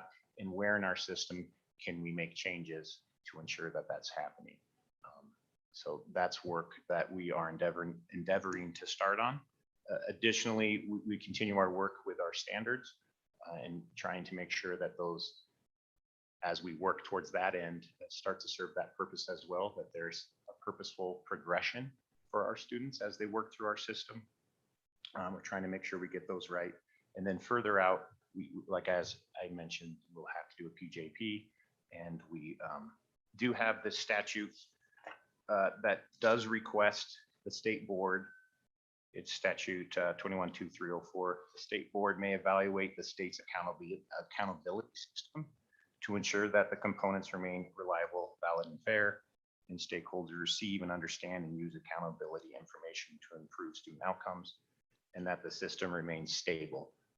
Obviously, with the pandemic and the timing of the 2021 school year, that's not something the state board has right now on its immediate to-do list, but it's something we're aware of that we've been tasked with. Hopefully we can start the ball rolling to answer some of those questions about, is the system as it's created right now working as well as it can? Mr. Chairman, thank you. And I guess this is more of a comment than a question. So it seems to me that a profile of a graduate is going to have to be such a broad description that it's almost, I don't know how you diffuse it. I don't know how you bring it down to the next level, right? Because that's in the eye of the beholder, right? There's the children that Representative Obermuller was talking about, that they want to be competitive with those kids coming out of Massachusetts that maybe compete for the CEO of some worldwide corporation, right? We want that graduate in Wyoming, correct? We want the kid that can just go out and weld. We want the child that's going to be the next nurse. We want all of it. We want our kids to have every opportunity in the world. And so the profile of the graduate of Wyoming is to be who you want to be and be successful at it. That is the profile of the graduate. But how that affects, what I'm worried about this process, somebody's going to try to pigeonhole us into some little definition, narrow definition of the profile of a graduate that excludes all these other children in Wyoming that, maybe this little narrow maybe gets 40% or 30% of the kids. But there's a lot of kids out there with a lot of abilities for a lot of different things. And we just need to make sure we provide those opportunities.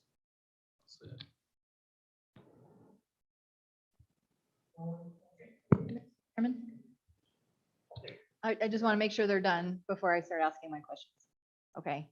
Thank you, Mr. Chairman. I have a few. Mr. Furman, I called you a while ago and expressed to you my concern about the foreign language work that you're doing now in the K-2 specifically. So would love an update on that if possible, if you've had a chance to visit with your colleagues. And maybe I'll start there, but I had a couple more questions, Mr. Chairman. Specific to that, within that process, that's in phase one, if I have my phases correct. So the state board has not seen what that committee has put together. So we haven't been able to comment on if it's detailed enough or not. But I think as we discussed, our statutory requirement as a state board is to have standards for K-2 around foreign language for those students. So that'll be something that we'll be looking at when those come before us. Thank you, Mr. Chairman. A follow-up. I think when we talk about the foreign language for K-2, there's a fear that that's the expectation is we're going to create fluent Spanish speakers or French speakers in K-2. And just looking at the bandwidth of what's out there and understanding the demands on kindergarten teachers right now and first grade teachers, we repeatedly hear that their plate's full and the day is packed. I think the thing that I struggle with the basket is we have the content areas listed, reading, social studies, math, science, but there are some things that it just seems like it's not structured well. Like we have government and civics, including state and federal constitutions. It's a standalone item in the basket, but we've smushed those standards into social studies. We don't have any standards written for humanities. And then when you look at the core, we have the financial management, and just talking with people in my school district, that's not evenly provided among the 3 high schools in Cheyenne. And so it is just this question of when we add something to the basket, and that was the problem with computer science, is what is the expectation? Is it going to be smushed into another content performance standard? Is computer science going to be smushed into science? Or what is it? Is it something we expect, like we articulated with reading and math? My kids get that every day. They're getting it all grade levels. Or is it to be an elective like arts, PE, health and safety, where they get that every other day or as an elective? And so have you as a board had a conversation about how we could even structure this better, looking at all the pieces we have? So that when we as a legislature want to add something to the basket, we have a conversation of, well, are you just asking us to open a standard? Or are you asking us to write a whole new content area? And so I'm just curious if you've ciphered through that as a board. I mean, some of those questions were the questions that we were asking with computer science. And please correct me, Kari, if I get this wrong. But all students need to have an opportunity to be introduced to it in their elementary schools with around computer science specifically. And then as they move into middle and high school, they can start to specialize after their passions, because not everyone's going to be a computer scientist. So that was the guidance that we received around that specific topic in terms of outside of the statutory required focus on ELA and math. What do we do with these other topics? And it is a bit of a smorgasbord, which again was the Attorney General's opinion. It was like those great buffets where there's so many choices, everyone's coming back from the buffet with different things on their plates. And that's our work around the performance standard, is to ensure that at least everyone's got focus on those subset of standards while still sampling the rest of the buffet. And so the work of the board is trying to provide more clarity. But the struggle is, and I think Representative Summers touched on this, is we also believe in local control and local passions of educators. So how do we ensure some uniformity, as we're constitutionally required as a state board in our system, while still leaving room for local issues and passions? And so there is a constant tension between trying to get that right. And that's where I'm happy that our process for standards adoption has so many inputs for public to help inform the board to make sure they make the best decision when they tackle standards.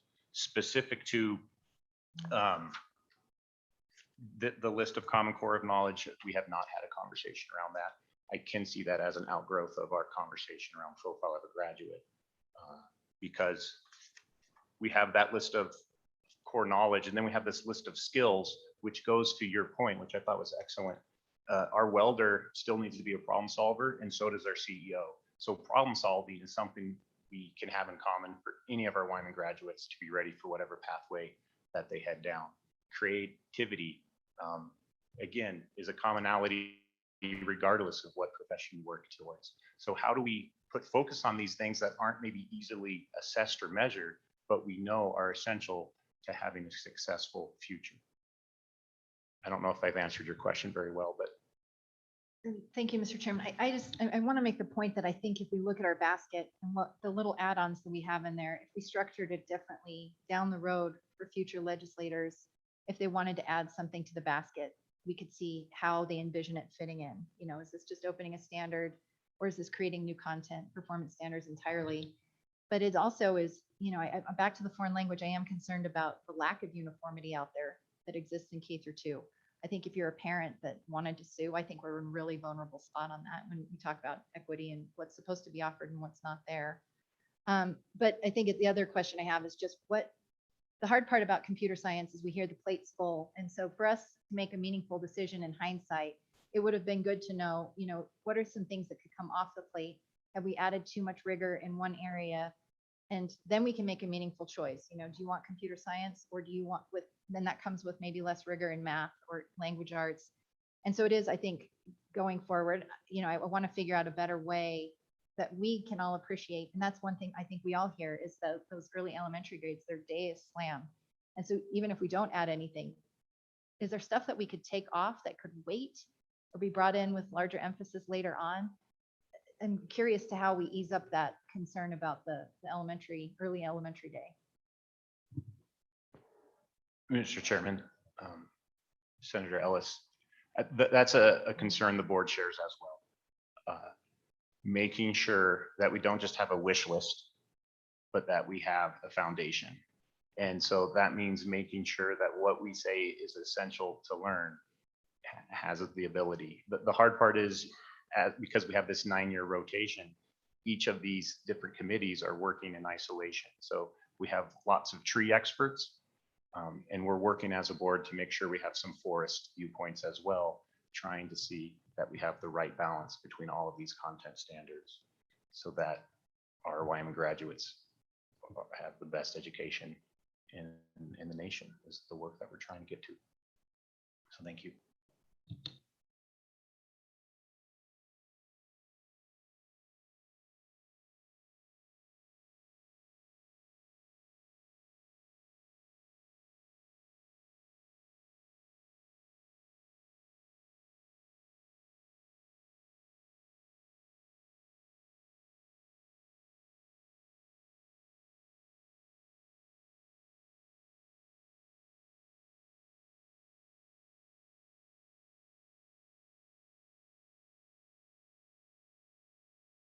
Thank you, Mr. Chairman. Once again, I'm Kari Akins, Chief Policy Officer at the Wyoming Department of Education.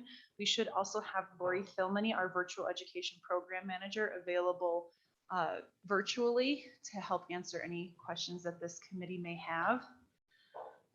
This is a pretty big topic, and of course it was made much bigger during the pandemic, but I'll do my best to kind of walk us through the ins and outs of virtual education and remote education programs in Wyoming. So in this first section here on instructional delivery methods and definitions, we do have a lot of definitions in here. One of the most basic things I think to emphasize is that, first of all, for virtual education, they are programs. So they are all attached to a brick and mortar school. We do not have virtual schools in Wyoming at this time in our statute. So these are all programs that are connected to a physical school in a district. As we look at some of the terms that I'll be using, so full-time virtual education means that the over 50% of the students' education is being provided through virtual education. Part-time virtual education is when it's below that 50% threshold. Some things to know: full-time virtual education students are typically off campus, while part-time students tend to be on campus, although there's exceptions to both of those. When we're talking about a statewide program, that means that it is a program in which any student in the state has the option to disenroll from their resident school district and enroll in a different school district to be part of their statewide virtual program. The district level programs are only available to students who actually live in the district offering that program. And then when we're talking about statewide or district level programs, they could be offering full-time, part-time, a combination of both of those. It could be at any grade level K-12, whatever districts have chosen for their program. And then also want to mention that these virtual education programs do require a learning management system, which is basically a software and the online platform that they use to deliver these courses. We do have a contract with a company that offers a program called Canvas as the statewide learning management system that allows us to have a lower negotiated rate per student than what school districts were doing when they were contracting individually with that organization. But that is just an option for school districts to utilize Canvas. It is not required. That is the same learning management system that is used by the University of Wyoming and the majority of our community colleges. Just a quick question on that. So if we're picking up the tab for that at the state level, do the districts have to pay a license fee per seat back to the state? Or is that something where we have a statewide universal license Mr. Chairman, Senator Rothfuss. So the statewide contract has a lower negotiated rate. The districts still have to pay a per user fee. However, I believe the average fee was above $12 per user before the contract. Now it's around $4. Okay. So when we're talking about teachers in these virtual education programs, it is important to emphasize that just like any other teacher that is employed in Wyoming, they do have to be Wyoming certified through the Professional Teaching Standards Board. They can be employed directly by the school district. They can be employed by an online course vendor. They do not have to live in Wyoming, but they do have to be a Wyoming certified teacher in order to teach these online courses. That is an important distinction to make. So when you have virtual education teachers employed by the school district, then they typically live in Wyoming, but not necessarily within the district providing the virtual education program. So, if it's they could be living in Cheyenne and teaching students in Thermopolis, for example. But there are no requirements for where the district lives. The only requirement is that they be Wyoming certified to teach in the content area that they are teaching. Mr. Chairman, thank you. And you might get to this in the funding piece, but last year when we were looking at different scenarios, both in the recal and during session about reductions in ghost health insurance, basically eliminating any payment for health insurance that wasn't attached to a live body in a school. That cut, if you want to call it, affected these virtual districts the most. So that implied to me, this is just me, so that implied to me that they're likely not either paying health insurance for teachers, or they're not employing the teachers that they're being funded for at a much higher level than other districts. And so I want to understand, or want to know if you guys understand how that all works. I don't know, I think we may be overfunding virtual districts, virtual schools. And so I want to understand how this all works, how the teacher thing works, how the health insurance piece works. I want to understand all of that. And maybe it's not for today, right? You're giving an overview, but we need to understand if we're paying for something, are we getting it? And are we getting it at a much different rate than we get it for other types of districts? Thank you. Mr. Chairman, Representative Sommers, so I don't have that, I don't think we have that full answer for you today, but I do know that there are a lot of variances within that answer, especially if it's a district just providing to their students versus and employing teachers within their district to provide those courses. I believe there's greater variety when you get to districts that are using a vendor to offer those courses. Okay. So we do have Lori Thilmany. I don't know that she has anything to add on this right now, but I think we can look into that further to provide more information to you, Representative Sommers.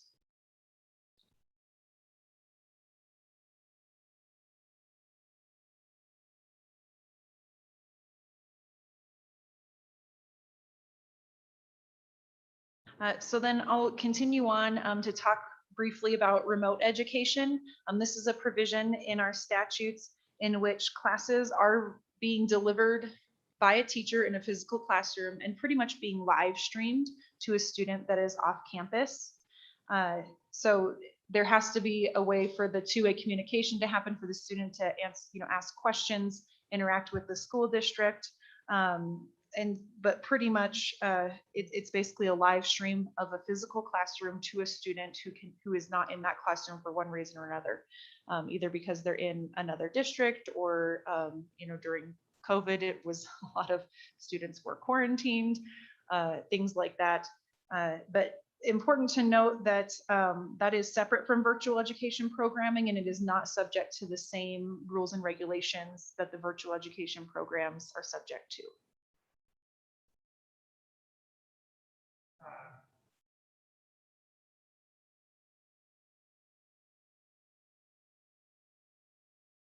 Our district, we were teaching foreign language courses that were things that were not regularly offered, and we'd have students from all over the state. Is that sort of thing still going on, or there was some opposition to that from some of the other school districts that resented their students taking a class outside the school district? What's the status of that kind of thing? Is that all gone now? Mr. Chairman, that is allowable through remote education if the students are joining in live at the same time that class is occurring. Otherwise, if it's, it would have to be a program that's approved by the Department for Virtual Education, and districts can offer those programs statewide. So they can have districts from other, or students from other districts taking those courses. Are they doing it? Yes, we have 4 districts that currently offer statewide programs. What are those 4 districts? I thought we only had 2. I'm just curious. Sure. So if you go to attachment A to this memo, you will see all of the virtual education programs for the 2020-21 school year. The districts that have the light gray behind them are the ones that offer their programs statewide. The rest offer just at the district level.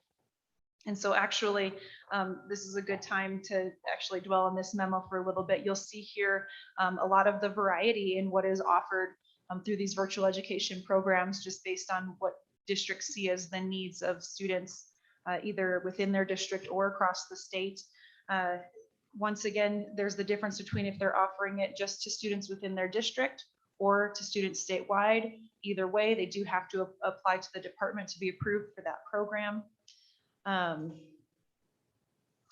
You can see through here the variety of districts that use district teachers, vendor teachers, a combination, the specific schools in which students are enrolled in, because once again, these are programs. The students have to be enrolled in a brick and mortar school. So that shows a lot of the state of virtual education programming in Wyoming for this past school year. Yes, Mr. Chairman. Okay, I'm going to come back to the question I just asked it all over again. Because you said there was where you were live streaming a class, they could be taken remotely, and it wasn't virtual education. This is the virtual education. Do we, and it's been a possibility all along with the smaller school districts that you can reach out and get things that are not, that can't be offered in some of the smaller school districts. Is that being done, or has that all been gone by the wayside? Mr. Chairman, I believe that is still being done by some school districts. They have agreements between the districts to have students take courses in other districts through remote education. Do we have any feel as the volume of it, that sort of thing? Mr. Chairman, I'll have to ask Lori Philmany if we know the answer to that question. And unfortunately, I didn't hear the question. So the question from the chairman is if we know how many districts are currently utilizing remote education to offer to have students from outside of their district take courses in their district. Mr. Chairman, we do not have that information. Remote education information is only collected on the WDE 684 collection. And I believe, Mr. Chairman, you might be referring to the Wyoming Equality Network days when video equipment was available in all of the high schools and classes were being exchanged across districts through the WEN system. We are no longer, ETS no longer supports WEN video, and so it is through either remote education or virtual education that districts would share courses, part-time courses like you're referring to.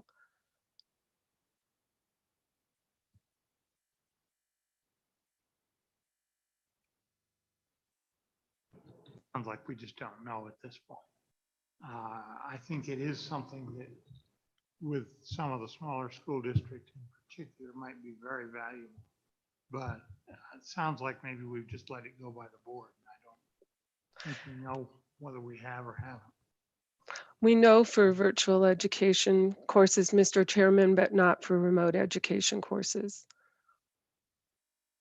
Mr. Chairman, what you're talking of is allowable through either remote education or virtual education.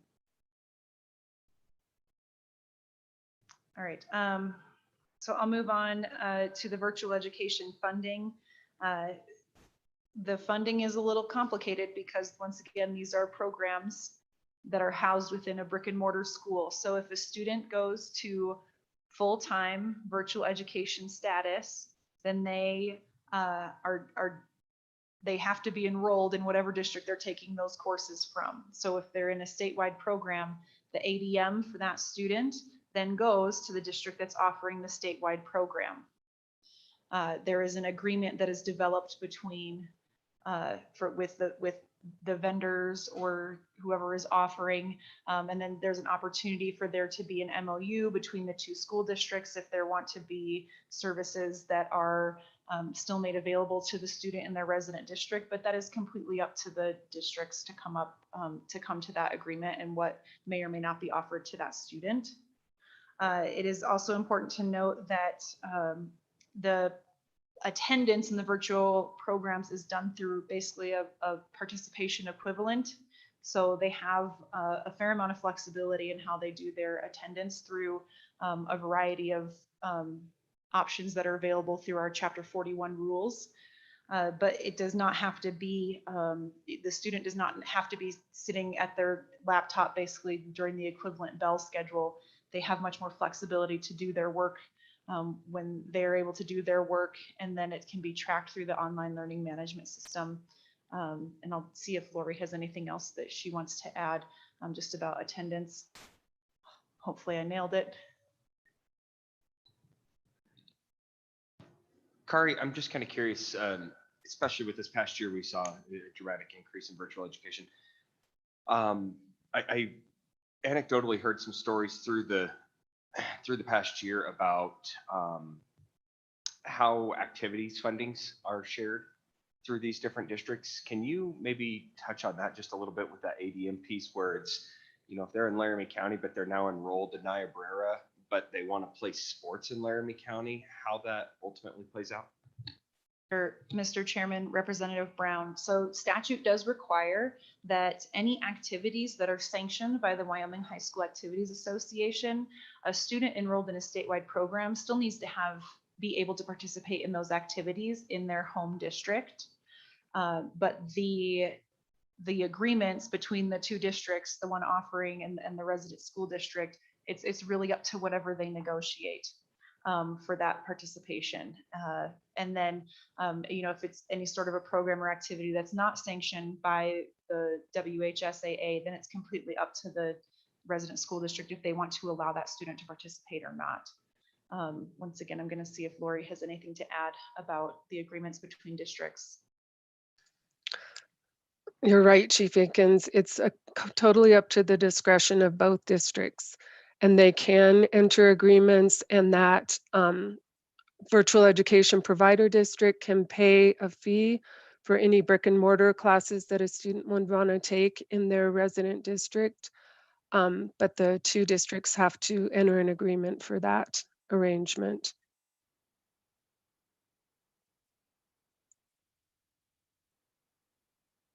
Mr. Chairman, thank you. And obviously ADM, they get paid the same as a brick and mortar school, virtual school. And ADM is the trigger for how we fund education and how we fund almost every little piece of it. And so I really want to know how this ADM trips through all of the funding pieces of the funding model. And I want to see whether these virtual schools are actually providing that service or not providing that service. So are they providing principals? Are they providing, all of it? It's all provides more money, but these students are not in those classrooms. And so I just want to understand, are we funding these schools at a higher level than we should be funding? Mr. Chairman, Representative Summers, we do not fund virtual schools. We do not have virtual schools. We have programs in a brick and mortar school, and the model is based entirely off of a brick and mortar school setting. So the ADM counts for that, for whatever school the student is enrolled in, it counts them and it resources them as if they were a brick and mortar student. Good, Mr. Chairman, correct, but I want to understand if that isn't the same kind of student. That student that is virtual is not the same kind of student as the one that is in that brick and mortar. And I just want to understand whether we are funding those schools that have those programs more than we should be.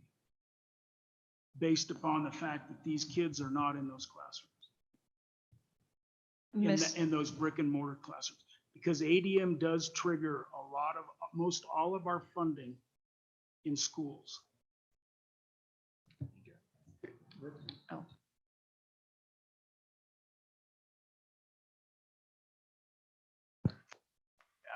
Mr. Chairman and Representative Summers, Ms. Akins is right that virtual education students are counted amongst a brick and mortar school. It's very difficult to identify expenditures of those programs within a brick and mortar school setting and compare that to the model. We're able to do that almost for all components at the district level. We are not able to do that at a school level, even under the current accounting structure. And be able to do that for the virtual education programs within those schools will be very difficult. The two main statewide programs up in Bighorn County and Niobrara County, we could work with those school districts to perhaps have them assist the Department of Education doing some analysis on that. But to compare it back to the funding model on each individual component is going to be very difficult, and it's not a straightforward answer. Mr. Chairman, I guess maybe to work off of what Representative Salmer's saying, and it's a question to be asked, because you're paying full price for a child that never tracks mud in the building or uses a locker or requires all the other things that somebody that's actually darkening the door of the facility does. So then in answer to maybe relate to what Representative Salmers is saying, is a lot of the model is based on how many custodians do you need based on the number of children that are traveling inside of that building. But if you've got an additional, 25, 30, 50, 100 kids, maybe in certain situations, actually quite a few more than that, based on the sheer numbers of increase in the virtual academies or the virtual school settings, that would be a reduction even in that specific number, because they're not in the building. I mean, they're not flushing toilets, they're not requiring meals, they're not requiring all these different things that are going to be offered to children that are physically there. So they're, and that's the beauty of this to me, is that there's the definite reduction in cost, because you're still heating buildings, but you're not heating as big of buildings maybe, but you're servicing more children in a less expensive manner, because they're just having fewer impacts on the facility just from a basic standpoint, maybe.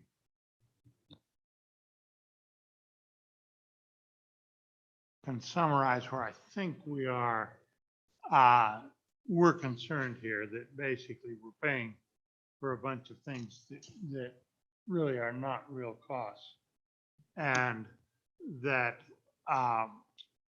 my recommendation to the State Department of Education is it would be useful if you guys looked at this, came up with a recommendation, because we might be capable of going on and developing our own recommendation. You might or might not like what we come up with.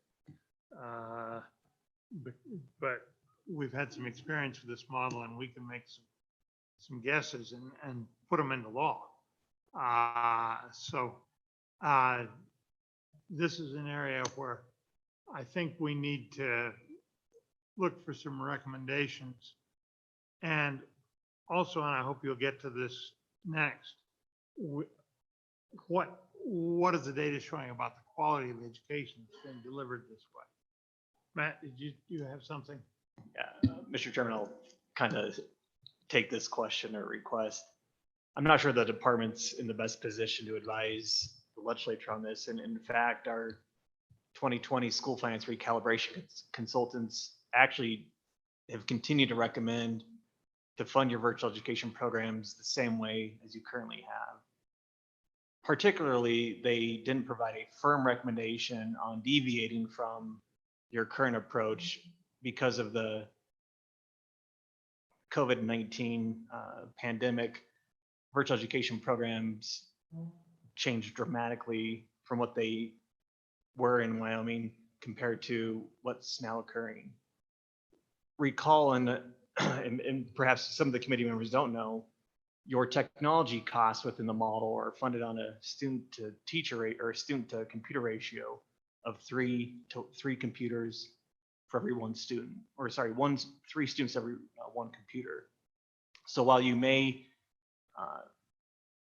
experience less costs on custodians or groundskeepers or utilities for students that may not be in your building, the technology costs associated with a virtual education program are higher. And so my recommendation is perhaps if you want to have a recommendation on deviating your costs on what a virtual education program are, you perhaps re-employ your school finance consultants to look at that, to provide you a recommendation.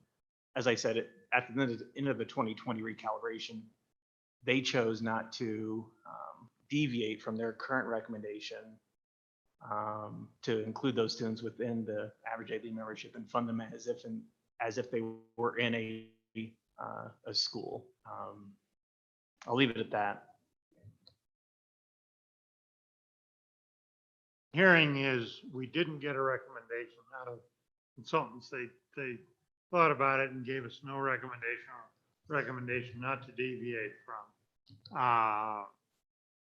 That was what applied during the COVID year. We've got more experience now. I think it really would be incumbent on the State Department of Education to see if you guys have any recommendations. And I understand that you do have a risk that the committee might come up with one on its own if we don't hear. And we are very much interested in what was the performance. Has this been an effective way, or are there some reservations on the performance of the students? Mr. Chairman, I mean, if you're asking for a cost-based model for virtual education, the department has never provided a recommendation on a cost-based model on any front to this committee or to the recalibration committee. They've relied on other experts to do that work. So as Matt said, we may not be the best at putting that together. Because I believe a cost-based model is what is supposed to be used as the basis of the recalibration process. Cinderella. Thanks, Mr. Chairman. I just wanted to pile on that concept of if we do want to do an evaluation, which I don't think is in any way unreasonable, of virtual education, whether it's fully virtual, whether it's hybrid, or maybe some other third concept, then we should be looking to a consultant's expert analysis, which is evidence-based.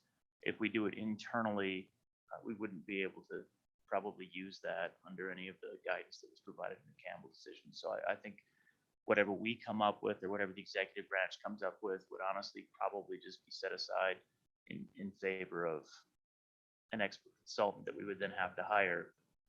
So if we want to do that, and I think it's reasonable, we could probably just get on that and do an analysis if the dust has sufficiently settled. I don't know that the dust is completely settled. I think anyone who's taught in the hybrid system probably knows that wasn't less expensive. If anything, it was more. I don't know a fully virtual realm whether there's potential savings there, but to the extent that we're theoretically providing full services and the wraparound services to the students that are virtual as well, and offering opportunities for activities and other aspects. Again, I don't know that you would end up saving very much, which prior to COVID, during our discussions of virtual education on recalibration committee, there was never any suggestion that it would be a cost saving and we would have to roll back the cost for ADM. So it's not as if virtual education just came into existence over the last 2 years, although it might be worth taking a look at it and getting an expert now.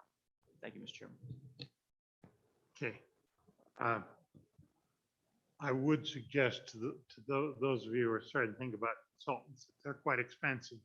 And at this point, the volume of students is relatively low. How many were in these 4 programs that were statewide this last year, do we know?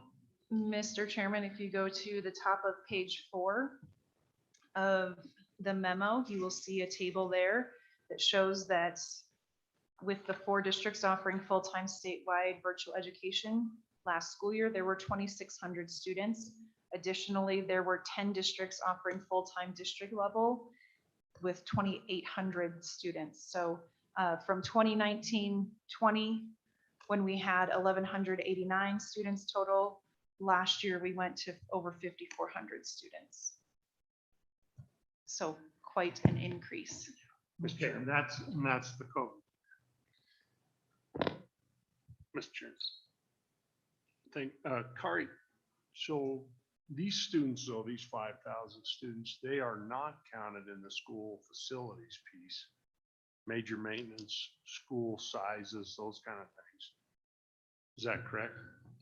Mr. Chairman, Representative Harshman, generally not. We do provide that information to the School Facilities Commission, knowing that they tend to be off campus, but it is not guaranteed that they are off campus. Some students do attend these courses on campus. Yeah, Mr. Chairman,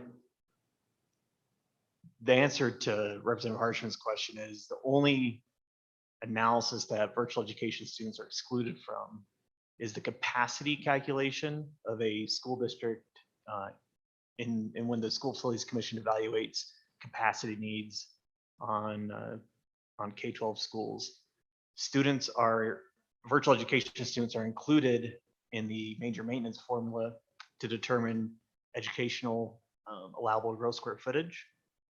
They're also included in your K-12 funding model for purposes of all school facility routine maintenance formulas. So the number of teachers that are generated is one component of custodians, and the number of students in a school and district are components of custodians and maintenance workers.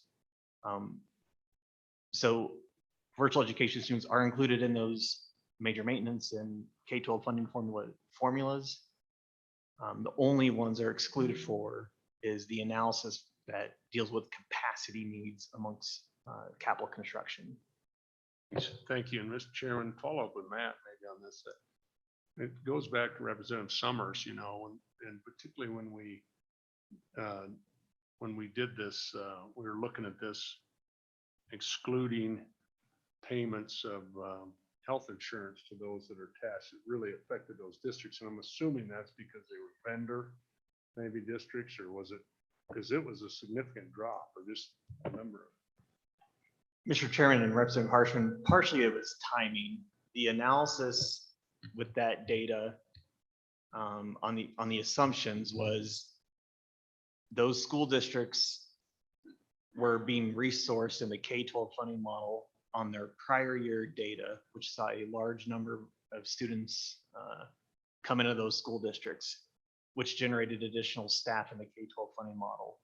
When we compared their actually enrolled employees and health insurance plans, we weren't using the October of 2020 fall data because that wasn't available yet. We were only using the October of 2019 staff collection, which did not really account for any staff that were hired for that 2020-2021 school year. So we could look at that now and provide a much more accurate picture on whether or not the increased enrollment in virtual education programs around the state also provided an increased number of teachers partaking in health insurance programs in those districts. You are correct. The analysis showed that those virtual education programs within those two districts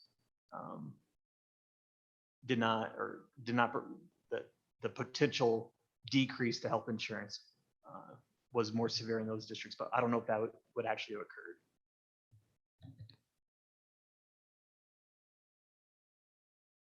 Mr. Chairman, I do think we're going to have to study this over time. And whether that's a recommendation to management council to hire a consultant, and I think that's something we as a committee need to think about. But as we, potentially shift to more and more virtual, what is the equity of funding there should we be funding these schools in the same way? And And I know it's the program within a school, I understand that. But it's still, I worry that we are overfunding that sector.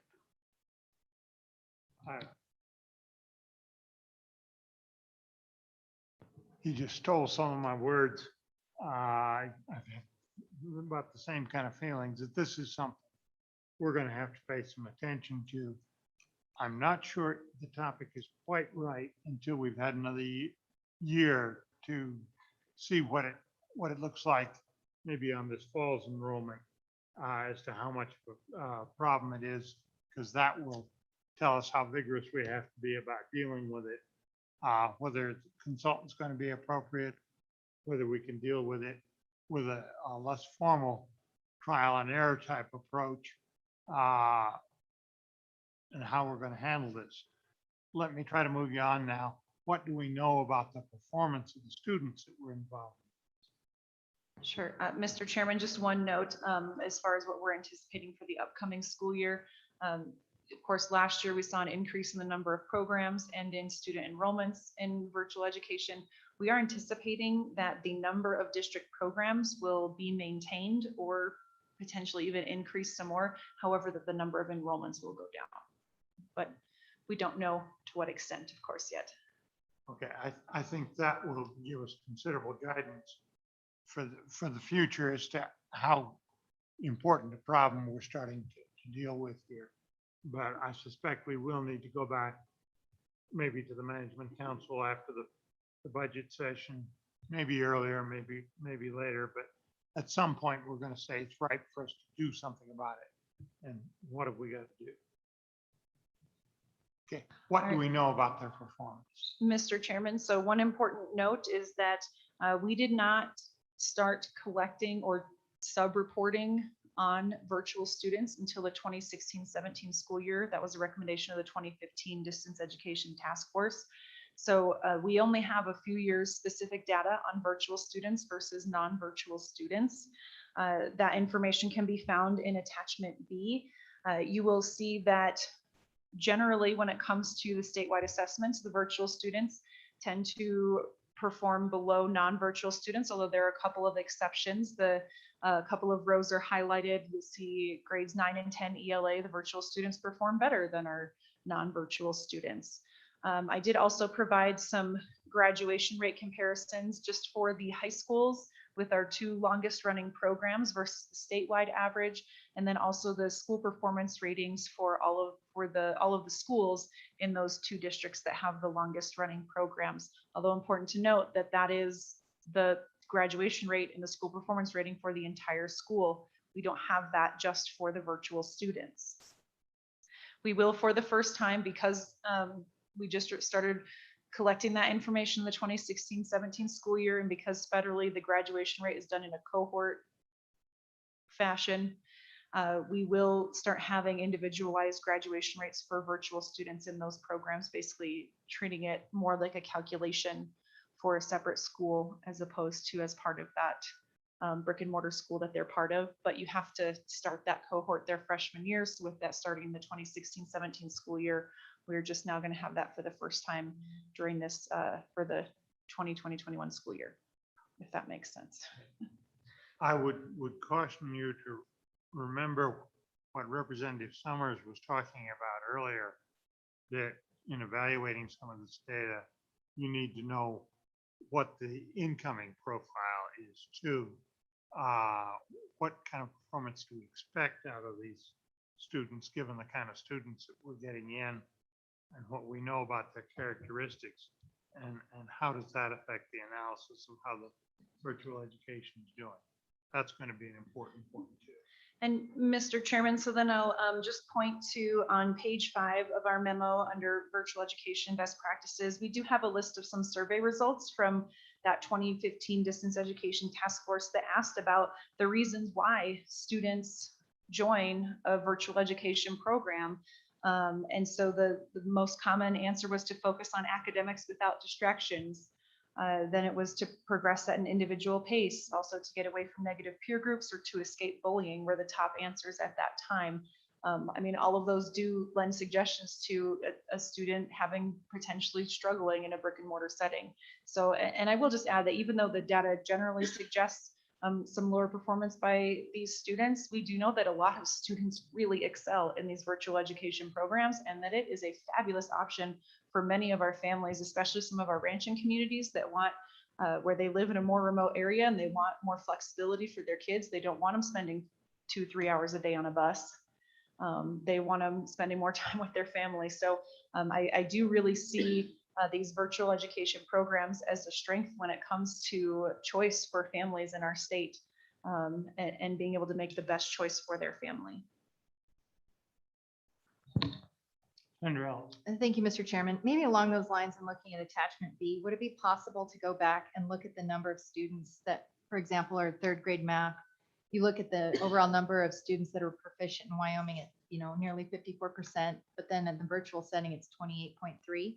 Some of that might be skewed by the number of enrollees. As you can appreciate, I know Superintendent Clappett, when she had that role, would talk about if you have a high school of 3 students and one drops out, your rates go down pretty dramatically. So the fewer number you have in the class, one student that's struggling can really pull down those numbers compared to the entire student population of Wyoming, 90,000.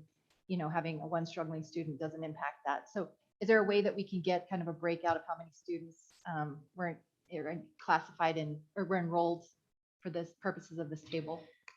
Senators or Mr. Chairman, Senator Ellis, yes, you can kind of get a basic idea just from knowing that the overall enrollment number for virtual students was, around 1,000.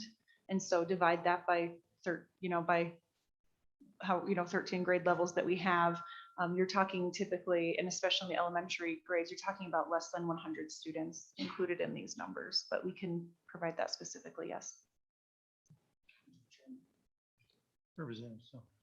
Mr. Chairman, thank you. And I don't want people to think that I don't think this is a good alternative, because I do. And I think a lot of times it is a last chance effort, or the demographics is definitely different in this population than it would be in a typical school. And I think it's important that we have this option, and critically important. My only concern is, are we paying for it at the right pace? But it's a good service. It's a really good service.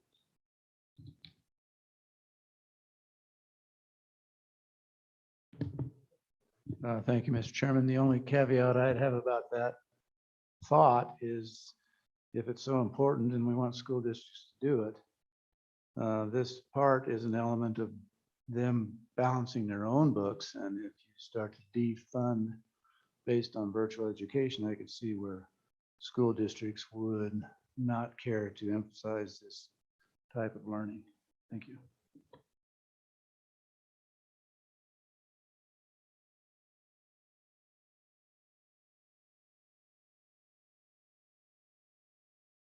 Thank you, Mr. Chairman.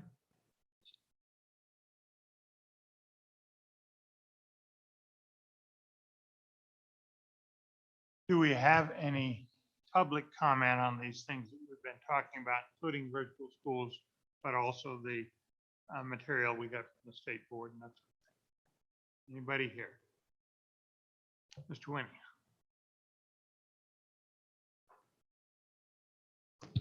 Mr. Chairman, I wanted to talk to your comment about how do you know that the standards are giving you what you want. You talked a lot about standards, how you make them, what do you do with them, and a little bit about how you figure out they did you some good. But standards are part of a bureaucracy. You insert the hand crank and turn the wheel and you're going to get an answer. I had an experience in my time in the Navy.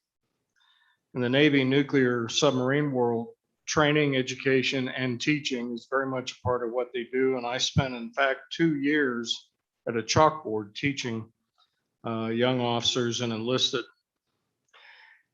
And this was out at the facility in Idaho, out in the desert. We had this book, Naval Reactors Facility Procedure 1740, was yay thick. And that was the standard that we qualified people with.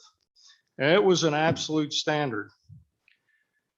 And the Navy prided itself on that. Well, as young lieutenants sometimes do, if you've seen some of the movies, like the Top Gun movie, lieutenants can be kind of flip sometimes. By the time I left that 2 years, I was calling it the continuously variable absolute standard. Because at the end of the day, the qualification of those students had to do with what did some person think how they did. And sometimes the criteria was recognized as right answer when told. So how do you get what you want? Well, along the way, I would offer you probably three thoughts. How are our young people that go on to college, how do they do in their first couple of years? Particularly with the service academies, the young people we send there, they're on a national level spectrum of other students. But how do other students in other colleges do? Then how do you do with the young people like Representative Summers spoke to that don't want to go to college? The Wyoming Business Council might have the opportunity to talk to you what the business world thinks about what they're getting from your high school graduates. And then the last thing I would talk to would be, some years ago, I had an opportunity to talk to the Wyoming National Guard head of recruiting, a lieutenant colonel level kind of guy. And he commented that something like only 25% of high school graduates are eligible to join the Guard. So I would say, you know, bring that guy in too and have him talk to you about what you're getting out of your system. Subject to your questions. Thank you.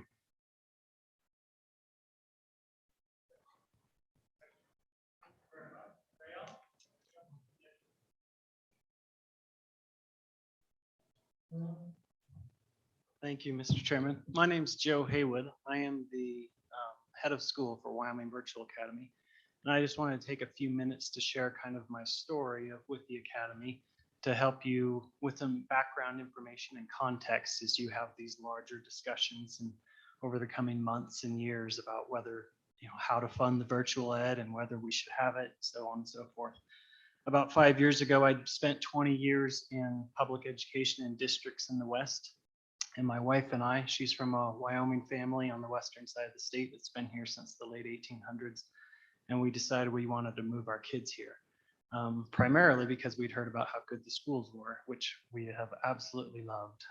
Lincoln County School District number 2 in Star Valley, where my kids attend, and they've been a godsend in many ways for our kids and just a powerful education model here in Wyoming. I couldn't say more good things about it to all my family and colleagues in the Western United States that I interact with. When we moved here, my wife encouraged me to apply for this school that was posting a position called Wyoming Virtual Academy, not a school, but a program inside of Niobrara County School District. And I said, absolutely not. And she said, why? And I said, because the past few years, I've been the compliance manager at a state office of education, overseeing all the public charter schools, serving 60,000+ students in those schools in that state. And one of my primary jobs was to go in and unpackage these virtual programs and make sure that they were a good, solid offering. And I did not like what I was finding in most cases. And she said, well, just give it a shot. It's something new, something interesting. Maybe it'll be good. So I headed over to Niobrara and I interviewed 4 or 5 years ago for this position. I asked hard questions that I would ask those programs from my state office position. I asked, how are you staffing the school? What are your ratios? And they answered, it's a 1:25 ratio in our elementary and a 1:110 to 1:20 ratio in the secondary, just like a school district would be in a brick and mortar. I said, are they district employees or employees of a private company? They said they're district employees, they're on full health benefits, and they're on full salary, matching the Niobrara teachers. I said, what's the school culture like? Do you have programs for the kids, or are they just ghost students sitting there tucked under Niobrara County School District? They said, we have a full suite of offerings. We emphasize live instruction daily for language arts and math, and weekly for other subjects, or multiple days a week for other subjects. We emphasize those students having an absolute brick and mortar type experience in the online setting for Wyoming Virtual Academy.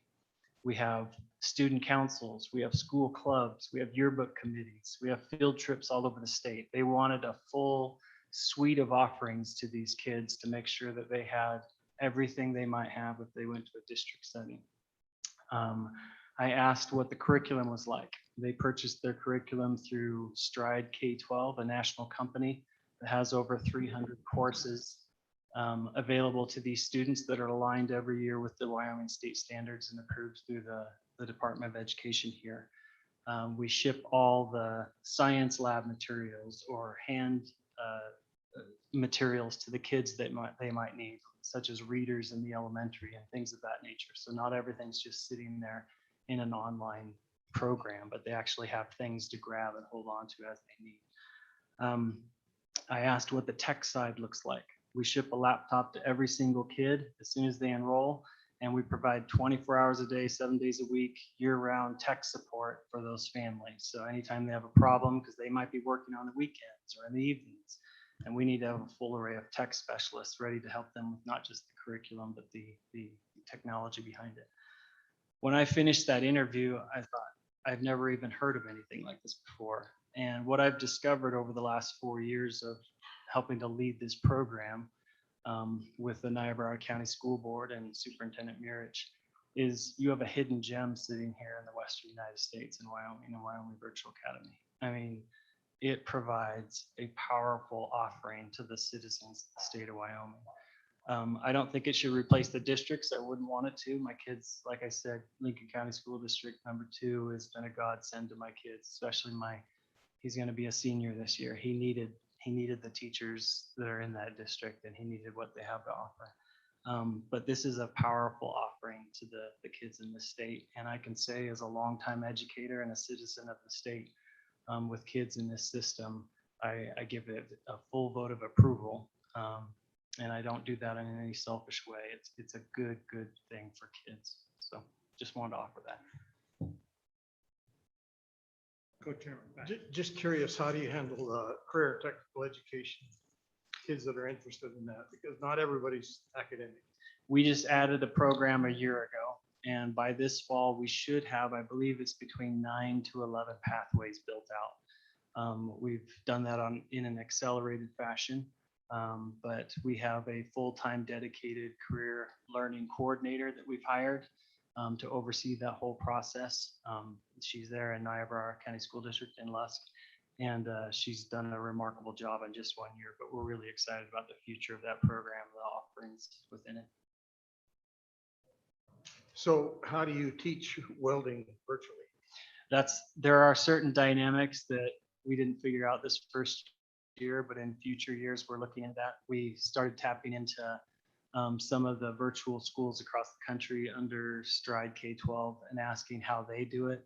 And they're building out, some things are privately set up within communities. Like, for example, we can establish a one-to-one live interactive teacher with the student as long as they have a facility. So maybe there's someone down the street with a shop or even a garage in the house, that type of thing. We're exploring that dynamic, or sometimes they'll have agreements with districts and so forth to access those programs. There are limitations, and we're trying to navigate those as we build out the program.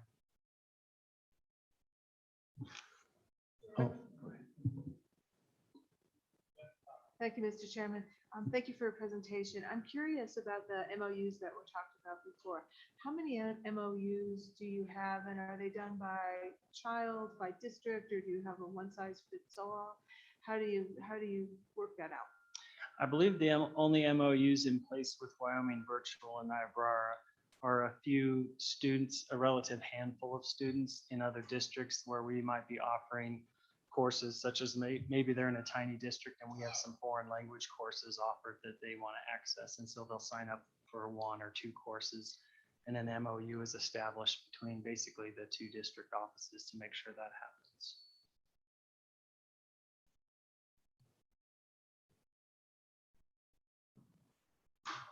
Yeah, thank you, Mr. Chairman. So the funding model is the same as the Niobrara School District? Or how does the funding model work with your?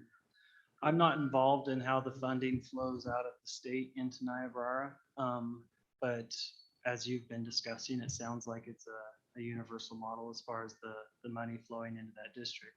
There are I don't know the details of a breakdown in cost analysis for a virtual student to a brick and mortar, but I will say, having been managed state level budgets for brick and mortars and so forth, and then looking at what I can see from the virtual side, there's probably a pretty even playing field there as far as cost. Just the tech side alone, 24/7 support, laptops, printers, everything under the sun with tech. For last year, 1,100 kids was a significant cost. This program has a really robust and good teacher to student ratio and the full array of benefits and salary. And so that costs, what a brick and mortar would and so forth. But I'm sure if you unpackaged it, you might find some variations, but it seems fairly even, at least from my vantage point. Thank you, Mr. Chairman.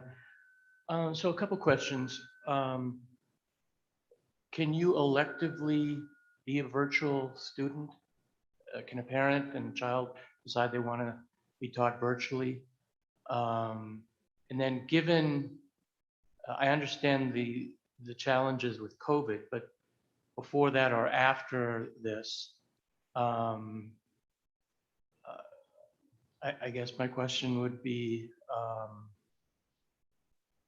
the success rate that occurs using the virtual program. And then what is the typical virtual student? Is it also for health reasons? Can you go help me understand that?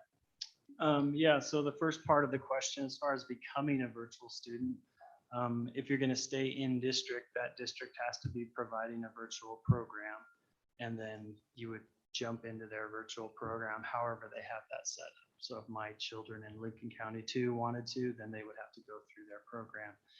If my children wanted to jump into Wyoming Virtual, their membership would move to Niobrara County School District and they would be in Wyoming Virtual. That's how those statewide programs work.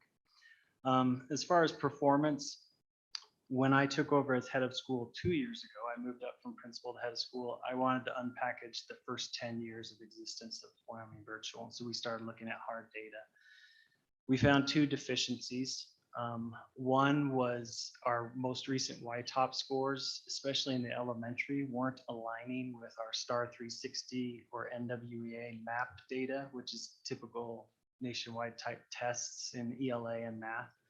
And there wasn't a correlation there. Our YTOP scores were low. So we've been unpackaging that for the past couple of years, trying to determine what's behind that. In the grades 6 through 10 of ELA, especially on this last round with the preliminary data of YTOP, we feel really comfortable with where the scores are sitting and feel like we have a strong offering there. We have some issues at certain grade levels in math we're addressing. And then our graduation rate historically, I think it's been sitting around 55 to 60%. And so we unpackaged that over the past year and a half or so. And what we learned is about half of our students coming to us are looking for something truly robust. They want what we have to offer, and their parents are very supportive and they thrive in the online setting. Out of our 53 graduates last year, 3 of them were University of Wyoming trustee scholars. That doesn't happen accidentally. We have a really, really good secondary program. But we found that about half of our students were coming to us looking for just something different, or they're experimenting with it, and then mom and dad had to work too much and they stumbled around. And we hadn't, over the first 10 years, done enough to build around kind of the extra layers of support that those virtual families needed that were struggling like that. And so we've been building that out over the last couple of years. Primarily in the secondary, we have to have good, robust credit recovery programs, much like an alternative high school almost, because we have a lot of students trying to get into the middle school, high school especially, that are coming to us that are really on the verge of just, I'm going to be 16 and I'm out of here. And we're their last ditch effort. And we've got to really address those students and start building out stronger programs. And we've started that this past 12 months especially, and looking forward to implementing that in the fall.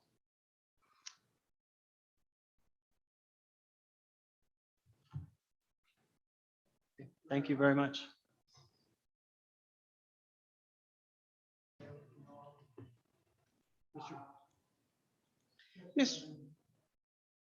Mr. Chairman, We also have the secondary principal from Wyoming Virtual Academy, as well as, I believe their Wyoming Connections Academy as well.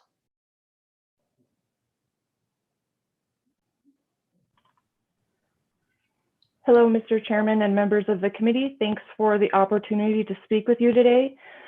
My name is Shannon Siebert, and I'm the principal at Wyoming Connections Academy. I Wait a am minute, also.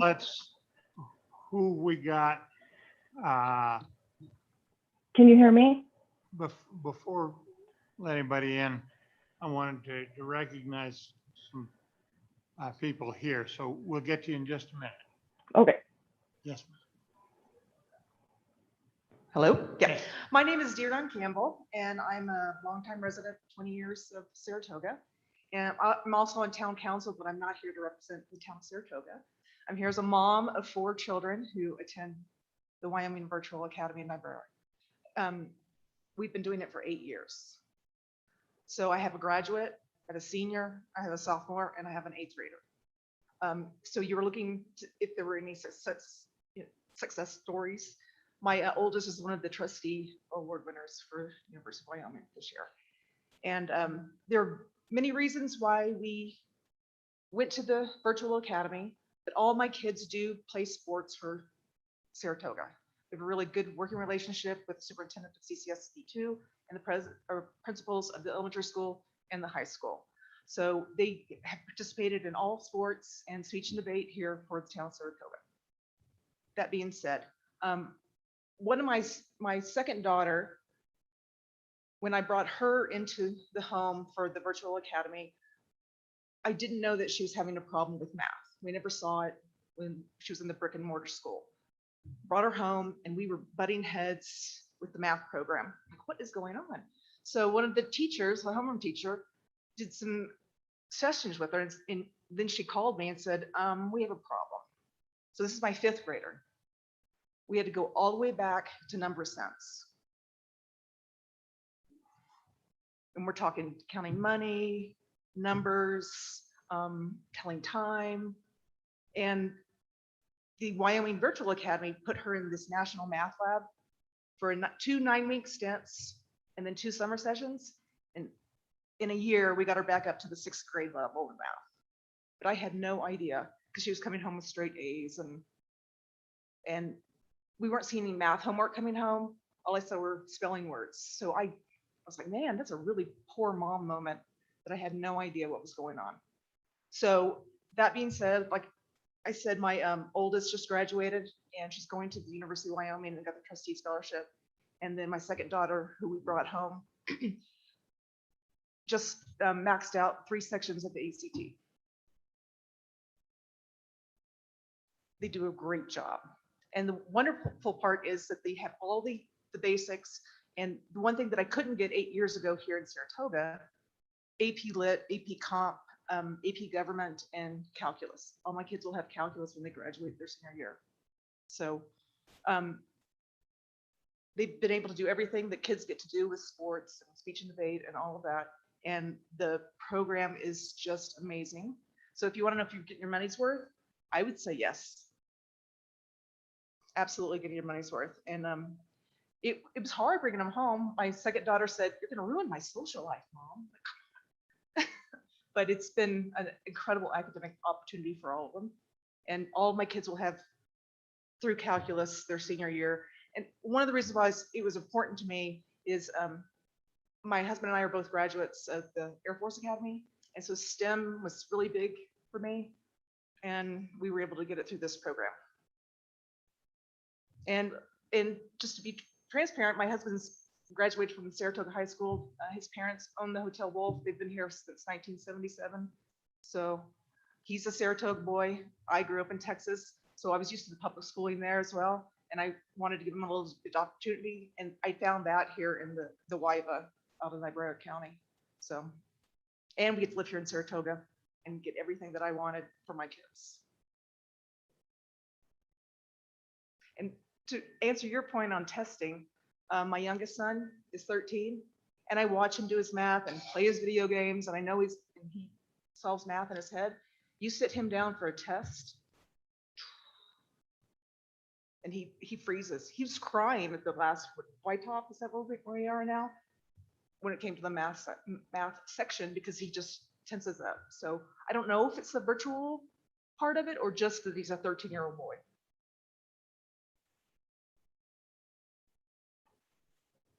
So that's me. Any questions? Okay, yep.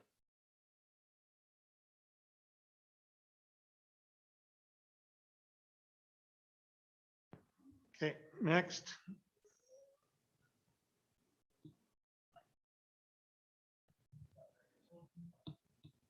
Thank you, Mr. Chairman. My name is Joey Karenni. I'm the chairman of the Carbon County Republican Party. And I'd be remiss if at first I let an opportunity go to give a compliment, but not just a compliment to the chairman from the House side, whose questions were solely focused on trade-based hands-on education.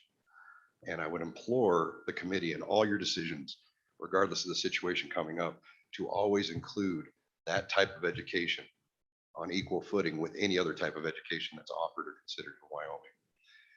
I don't have a whole lot of personal experience with education or educating. We have many members here who do, Representative Harshman, the delegation from Albany County, and my representative here from Carbon County.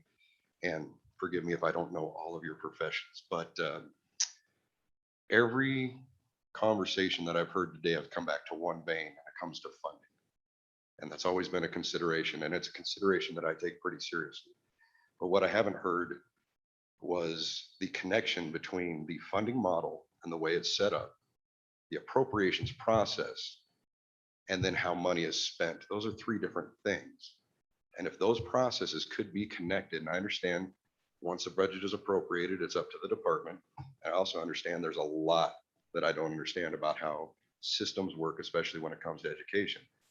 But I think finding a bridge between those three processes and making sure the funding model is requesting something based on research, the appropriations are based on the need, considering that research and the availability, and then the spending actually reflects what that money was appropriated for in the first place.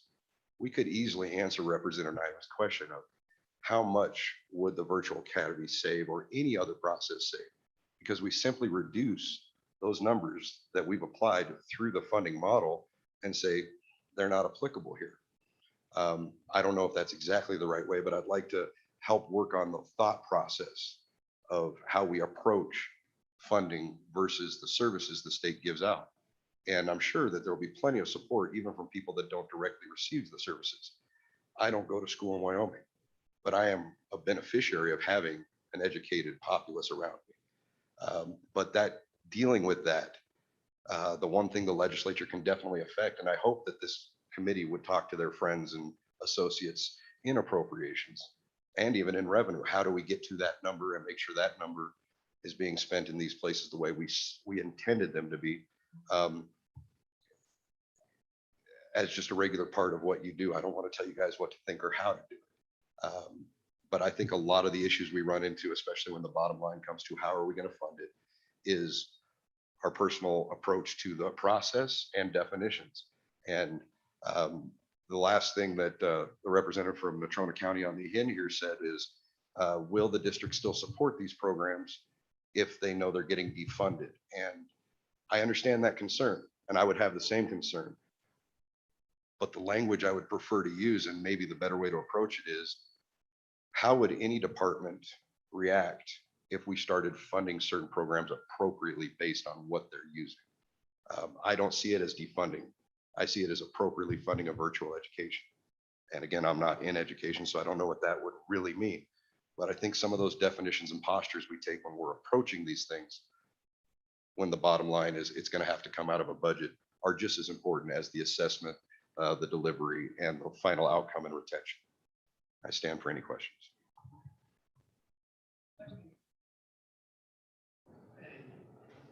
Response on some of that, because I think you've hit on a couple key points. I'm going to take your sort of three-tier step as applying not just to virtual education, but to the whole education system. There is some serious disconnect between what our funding model says the funding's for that pretty much matches up with what they get. But there's a disconnect between that and how it gets spent. And there's a tension because we do believe and always have in a degree of local control so that you can adapt to the local circumstances you've got. And even in a state like Wyoming, there are considerable differences in what the local circumstances are. Perhaps the biggest one being size of district. There's a lot more than just that. So there is a fair disconnect there. We don't mandate that they follow funding model in the way they actually fund things. But there's some concern that some of the money has been spent in some ways that has not been as productive as it should have been. And that's going to be probably one of the ongoing businesses that the legislature's got to deal with. So I think you're onto something, but there is a tension there because we do need to give the districts flexibility to adapt to their particular circumstance, the number of schools they've got, the number of kids, the kind of population that there is there, the kind of local demands that there are, and how that meshes with the funding model. And at the same time, you know, every human organization I've ever known will, over time, if it's not periodically corrected, develop some bad habits that are expensive and things that didn't work, but we keep on funding them because it's the easy thing to do. We've got to deal with that sort of thing too. So you really sort of outlined some of our job for us, but I think it is a point we need to remember that there is that tension there and that the funding model is not being followed, sometimes for good reason and sometimes for bad reason. And what do we do about it? It's an ongoing question. And in virtual schools, we're just starting to explore all that, which is why we said probably not right yet to go try to change the formula, but we need to see what we're dealing with. And if I could respond, Senator, I agree that I may not, again, be fully aware of those tensions. From an outsider's perspective, I am aware of some of them. And welcome to the Good Times Valley, where we have hot springs, where tension can be relieved. So if you want to jump in the pool and talk about education, call some district superintendents down. But what I'd really like to do, and I would like to help through the work, my county party at least, is work on those postures, terms and definitions that we use, because I think they could help relieve tensions. When people look at some of the portions of the state constitution that mandate certain things be done, they always look at the shall be funded, blah, blah, blah. The words I'd love to see them look at more is efficiently and equitably. We know we're not in any danger of immediately underfunding to a detrimental amount education in Wyoming. We should be considering what we're spending, but I think we're pretty safe to say it is the most sacred cow in Wyoming. But a return to that basic language and understanding of, yes, we could definitely do that, but how do we make sure we're doing it efficiently and equitably? And some of that tension might be relieved. So.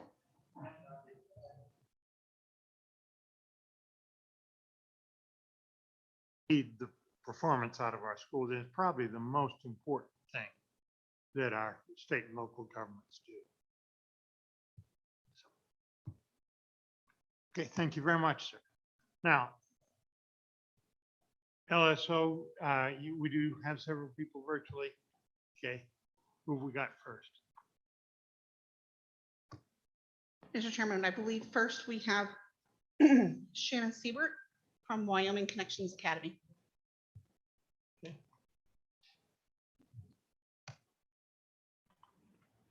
Okay, go ahead. Thank you.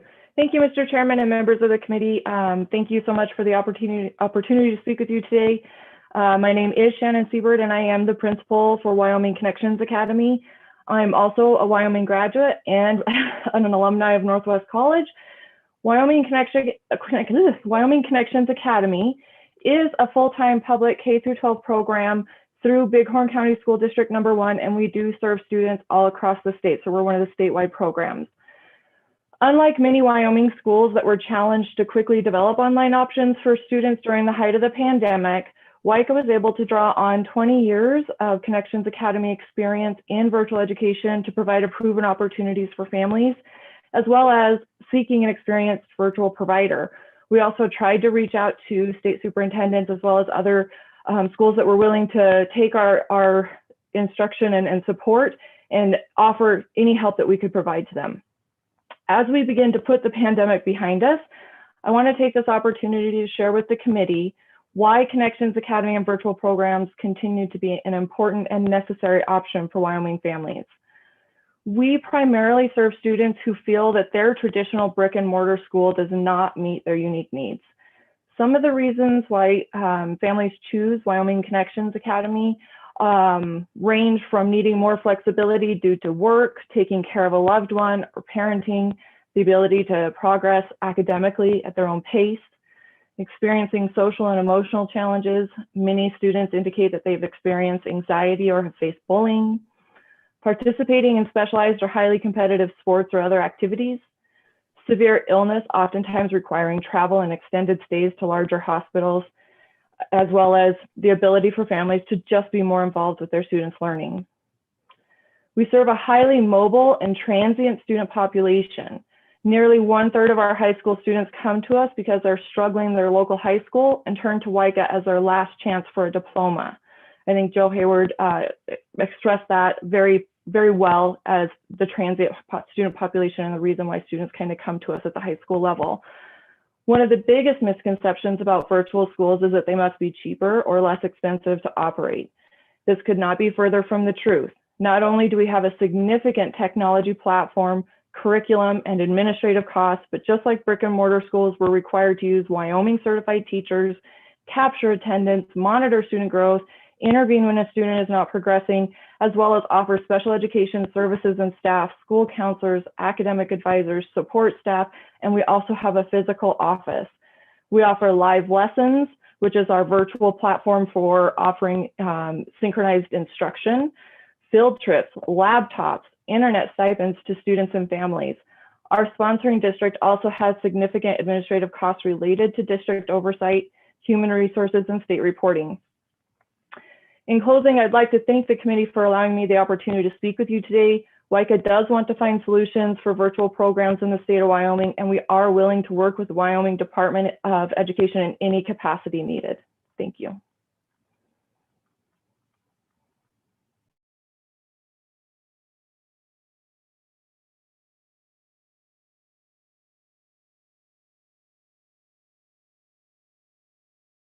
I'm sorry, Mr. Chairman, but the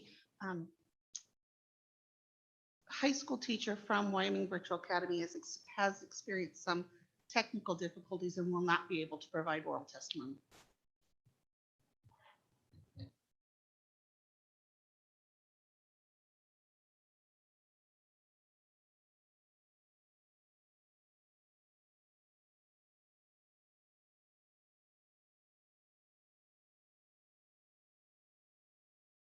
Still around or are they all gone? Yeah, I'm sorry, sir, we do have someone from this morning. I'll go ahead and admit her, and that was Ms. Teskey.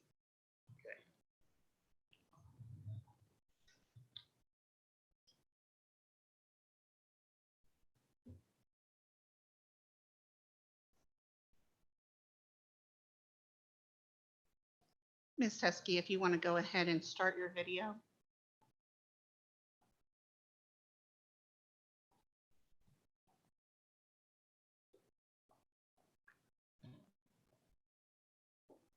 Mr. Chairman, I might have just sprung this on her and she may not be prepared. But I will work with her. Yeah, and maybe we can get to her tomorrow because it's a public comment period then. Yes, sir. Okay. At that committee, we're going to take a break and try to be back by 4:30. Otherwise, we're going to run too late.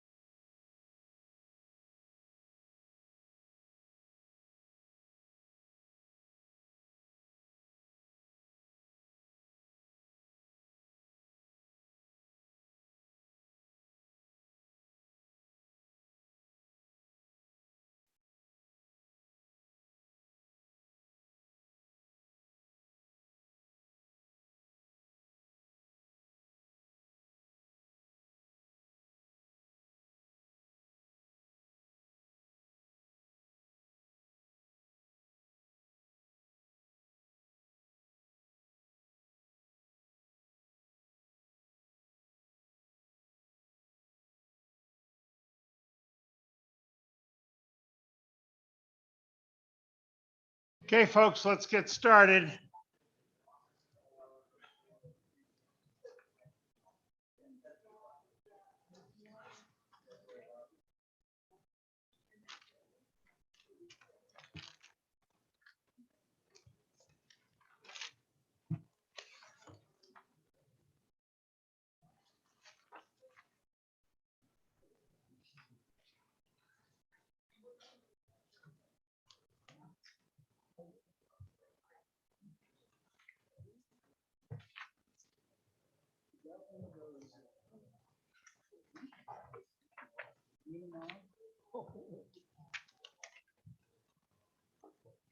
That's pretty awesome.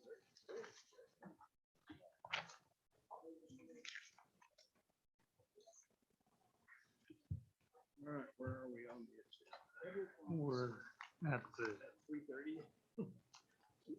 yeah, we're not, we're about a half hour behind, I think. Okay. Next item we've got is the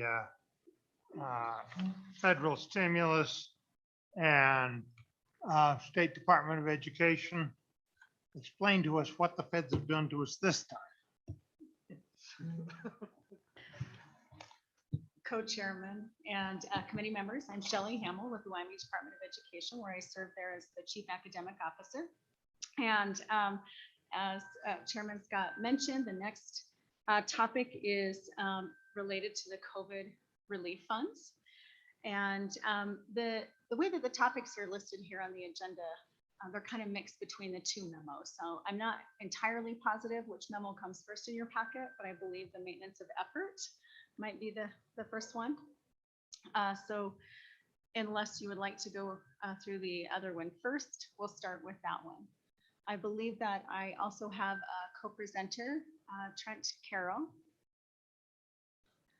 hopefully attending virtually. And equity requirements.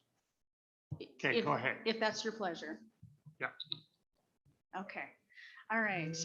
So we'll just walk quickly through the memo. In this memo, we'll review the maintenance of effort, the definition, calculation, and then reporting. And then we'll also touch on the maintenance of equity requirement that's related to the ARPA funds. So just as a way of a little bit of background, you're likely fully familiar that the American Rescue Act, Plan Act was signed into law in March of 2021.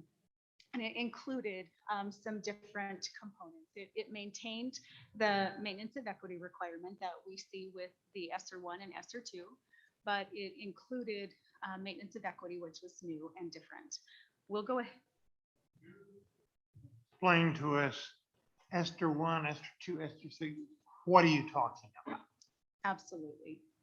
So, Chairman Scott, the COVID relief funds package from the United States Department of Education, from the government, contains 3 different iterations. The first one was called the CARES Act. And from the CARES Act, there was a component of that federal legislation that included the elementary and secondary schools emergency relief fund. We reduced that to ESSER.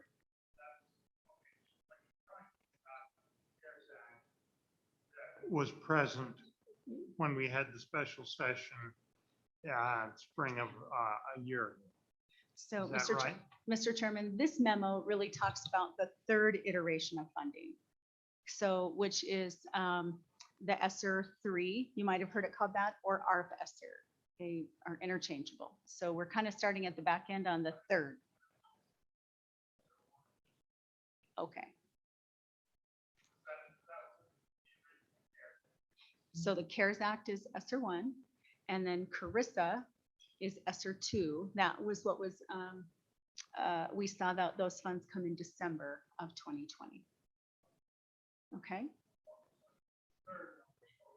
Right now. Mm-hmm. We probably didn't have a full understanding of the implications of maintenance of effort even before the ARP ESSER funds came along. but that even complicated the situation more, I think. Okay, so we'll just start here with the maintenance of effort then in relation to the ARP ESSER funds or ESSER 3. And we've added in this memo the language directly from the statute, the federal statute. And simply, this piece of the legislation requires that a state maintain support for elementary and secondary education and for higher education at the same, well, in each of the fiscal years for 2022 and 2023, at least at the proportional levels that the state has supported these elementary and secondary education and higher education for the baseline years of fiscal years 2017, 18, and 19, the average of those 3 years, which has become the baseline. I also added there that there is a waiver opportunity that's mentioned in the statute that we'll talk a little bit more about later if you're interested. Now, I want to point out that the maintenance of effort, well, there are 2 different components for the ARP ESSER. This is also true for ESSER 1 and ESSER 2. There are 2 different components, and that we calculate the maintenance of effort for elementary and secondary schools separately than for higher education. But to be able to be compliant with the federal requirement, we have to have met both parts. Okay, I think that's important to kind of keep in mind. Now, when we're talking about the state level maintenance of effort calculation and reporting, there are a variety of components to that. And I'm in the top of page 2 of the memo if you're following along. So the first is that the state was required to establish a baseline for both higher education and for K-12. And we, as required in the statute, we completed that calculation to determine the proportional amount of spending in each of the educational categories for the fiscal year 17, 18, and 19. And I want to point out that when we're talking about educational category right there, we're talking about higher education or the K-12 system, as opposed to elements that went into the calculation. These calculations were established with data that was provided by the state auditor's office. And then one last thing that was left to the choice of the various states was the methodology, the reporting methodology. And our state worked together with the budget office and the governor's office with the WDE to determine that we would use the expenditures, true expenditures, as opposed to funds that were allocated to determine our baselines or the amounts that were calculated. And then we'll be consistent with that as required by the statute.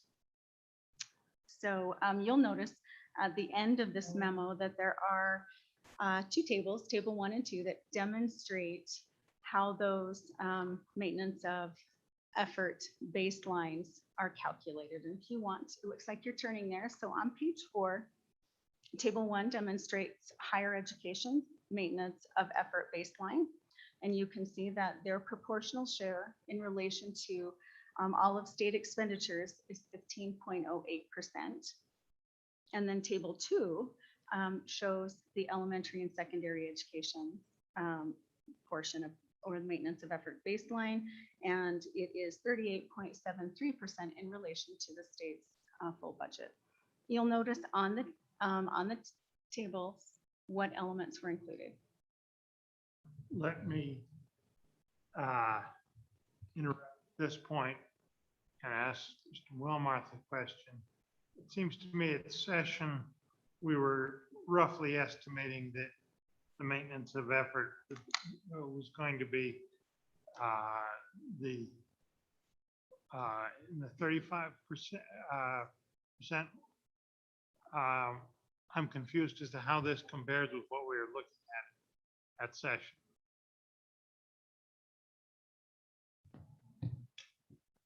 Mr. Chairman, the provisions in the bill that I think you're referring to provided the opportunity for the state superintendent to reduce each district's foundation program guarantee down to the levels allowed under the maintenance of effort and equity calculations. We had a good idea what the maintenance of effort calculations were. We did not understand the complexity of the maintenance of equity calculations. At the time, but this is very similar in the maintenance of effort to what we're looking at session, or is it radically different? Mr. Chairman, it is close to what we were estimating in the timeframe during the session. I don't remember exactly the percentages that we anticipated for the fiscal years 22 or 23, or what the amounts were, but I think they're within the ballpark. Okay, go ahead. Trying to understand this. Absolutely, Mr. Chairman. So I think it demonstrates the elements then that were calculated. So we'll pop back to then page 2 of that memo. And we'll just step into the maintenance of equity then. So this was a new requirement, as I mentioned before, that's connected right now only to the ARP ESSER funds. And there are basically 2 pieces to that. It addresses high needs and high poverty districts. And then you can see and obviously read for yourself that both of these pieces of statute that are included in the memo are required as components of receiving the ARP ESSER funds. The ARP Act was supportive of defining what the high needs local educational agency is, as well as identifying what the definition of the highest poverty local education agency is. So we don't even have the ability to define that ourselves. So I do want to point out that the ARP Act does not allow states a waiver for the maintenance of equity violation as it does with the maintenance of effort. So that's a little bit different. We did receive guidance regarding the ARP ESSER maintenance of equity requirements on June 9th. And I think that there are many folks that are working hard to understand those and to understand how that requirement works or doesn't work in tandem with our state's unique funding stream or funding methodology. And I just want to point out that we have indeed met multiple times in collaboration with the governor's office, the budget office, and with USAID. And we continue to provide them information about our unique funding system and how for many years we have been supportive of equitably funding our students' education across the state, and that we would prefer not to be penalized for that. So I know they are working to find solutions and answers for us as we continue to understand what the implications would be if indeed we did not meet maintenance of effort or maintenance of equity based on what's happening in Wyoming. So right now we're still in a holding pattern. We did receive an email last Friday that continued to suggest that. We're still waiting. Mr. Chairman, just briefly, on B1, so maintenance of equity B1, can you just remind me what a high need local education agency is? So what is the definition of that? And also highest poverty local in B2, just give a brief maybe you were gonna, but give a brief definition of each of those so I have a sense of what that means.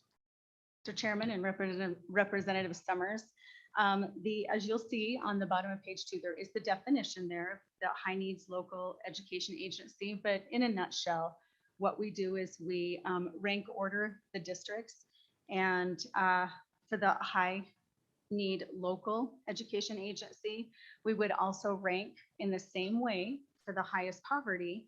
The differences would be that we would identify which districts are high needs based on starting at the bottom of that ranking, based on the percentages of economically disadvantaged students in their district using federally generated data. We don't generate that data ourselves. And those districts that we say from the bottom up have to represent collectively 50% of the students in our state. So that creates our large group that would be high needs. And then working the same way, same way that they're stacked, using exactly the same information. The highest poverty then would be the bottom piece that represents the 20% of our students across the state. So it's a collective group. Mr. Chairman, thank you. So have you done that work? So we have that list. Have those lists been created? So Chairman Scott and Representative Summers, I'm going to, I think, loop in my partner, Chief Carroll, to see if he knows what the status of that process is right now.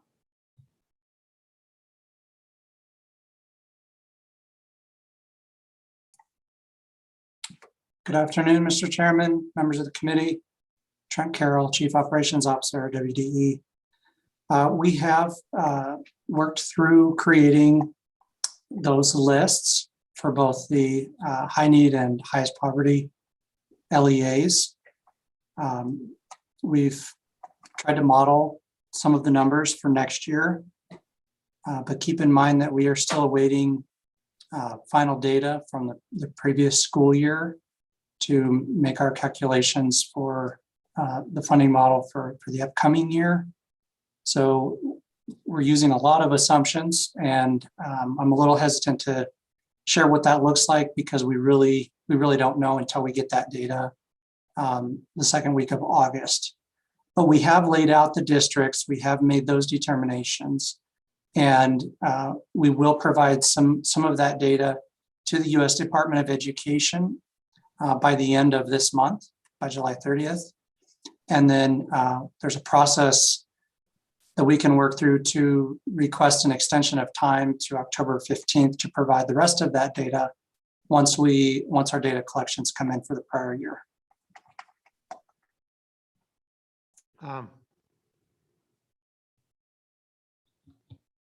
Just trying to get a sense of this.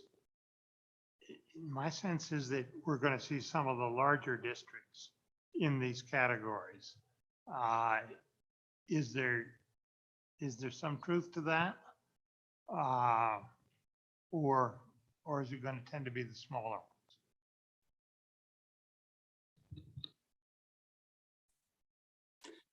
ones? Thank you, Mr. Chairman.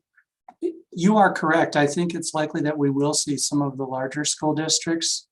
The way that we are required to perform this calculation, we have to continue down the list of LEAs until we reach a total number of students equal to 50% or equal to 20%. But if you have, let's say that, so for example here, if we use a hypothetical for the 50% calculation, if we were to estimate that at say 45,000 students of the statewide total enrollment, we have to continue down the list of LEAs until we reach that number. So it's a minimum number. But if you have, let's say, a large school district that you have to include to get just over that minimum number, you may actually include quite a few more students than the required minimum. So it's an interesting calculation. Of course, we don't know exactly how that will play out yet.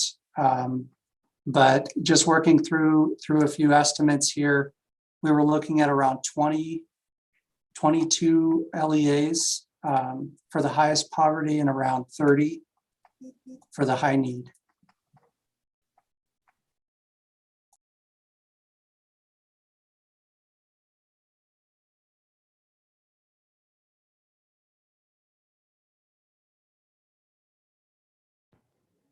The committee? Representative. Thank you, Mr. Chairman. Just kind of in your meetings, and maybe Matt could answer this too, but Mr. Carroll, Ms. Ham, are you pretty confident we're going to be able to figure this out and work this out over the next couple months? I mean, I'm confident that we're gonna figure this out. What's your thoughts on this? I mean, we're moving in the right direction.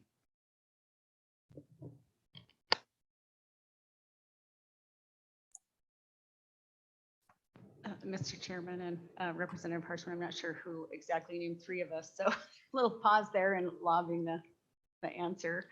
I'm not sure that I understand in reference to what, calculating who the high needs and high poverty districts are, or working out things with US Ed?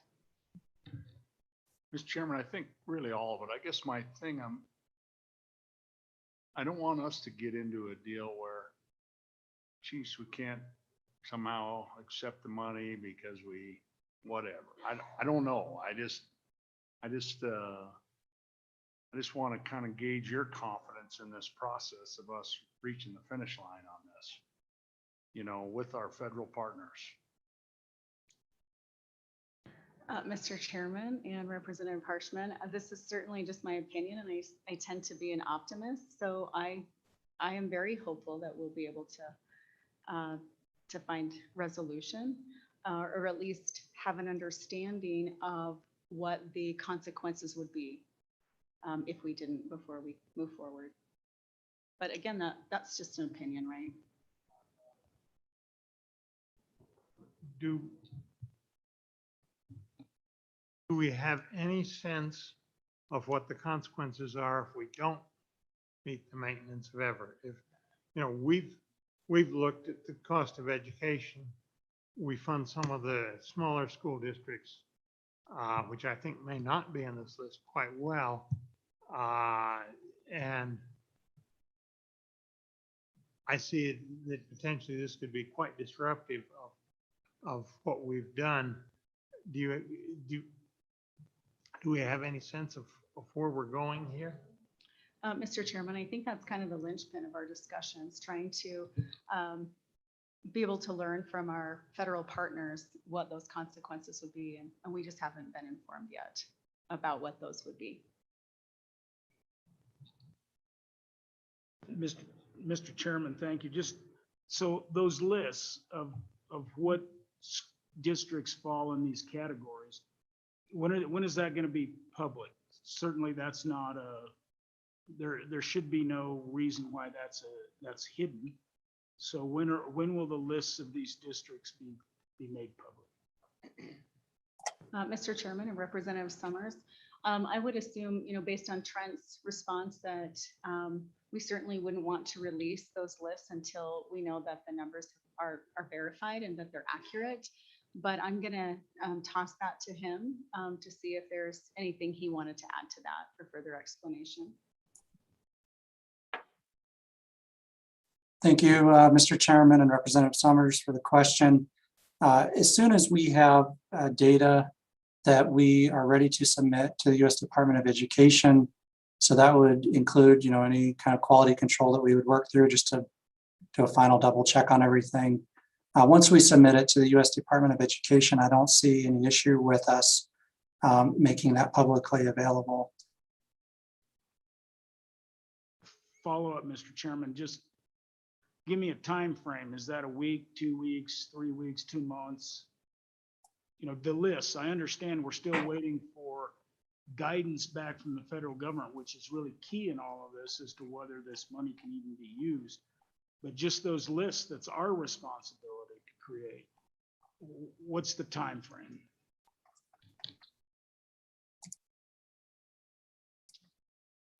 Mr. Chairman and Representative Summers, I don't have an exact time frame. I'll need to check with a few other folks on that. I don't want to set unrealistic expectations, but we're anxious to get this done as soon as we can. And you know, we do have ongoing conversations with the U.S. Department of Education, and anytime that we can provide them with more information, I think works in our favor. And so I would just commit to you that we will do it as soon as we are able to. Okay. So, Mr. Chairman, thank you.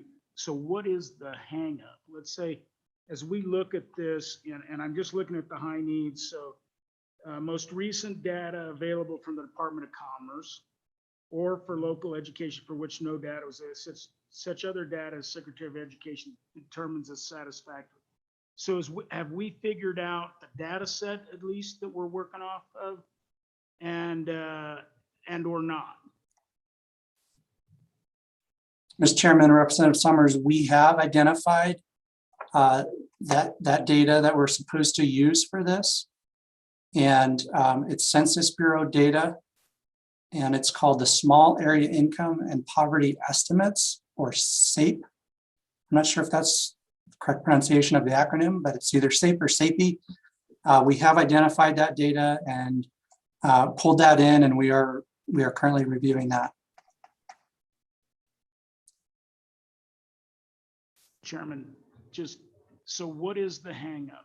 Where is the hangup? If we have the data set, give me some specific examples, if you would please, of what is the hangup? Mr. Chairman and Representative Summers, I think probably the biggest challenge for our School Foundation program team and really our finance division in general over the last few weeks has really just been kind of a deluge of different requirements that hit us this time of the year, in combination with us having to try to navigate these new maintenance of equity calculations, figure out which data we need to use, where do we find it, start to create those rank order lists. But on top of that, there's a lot of work that happens this time of the year to put our data collections out for the prior year so that we can collect that information in time to build our funding model for the upcoming school year. You also have fiscal year end and a multitude of other things. We are very, very lean in our group, and we have had some position reductions over the last couple of years. So, we are working through everything as quickly as possible, but we are juggling a lot of different issues right now, this being one of them.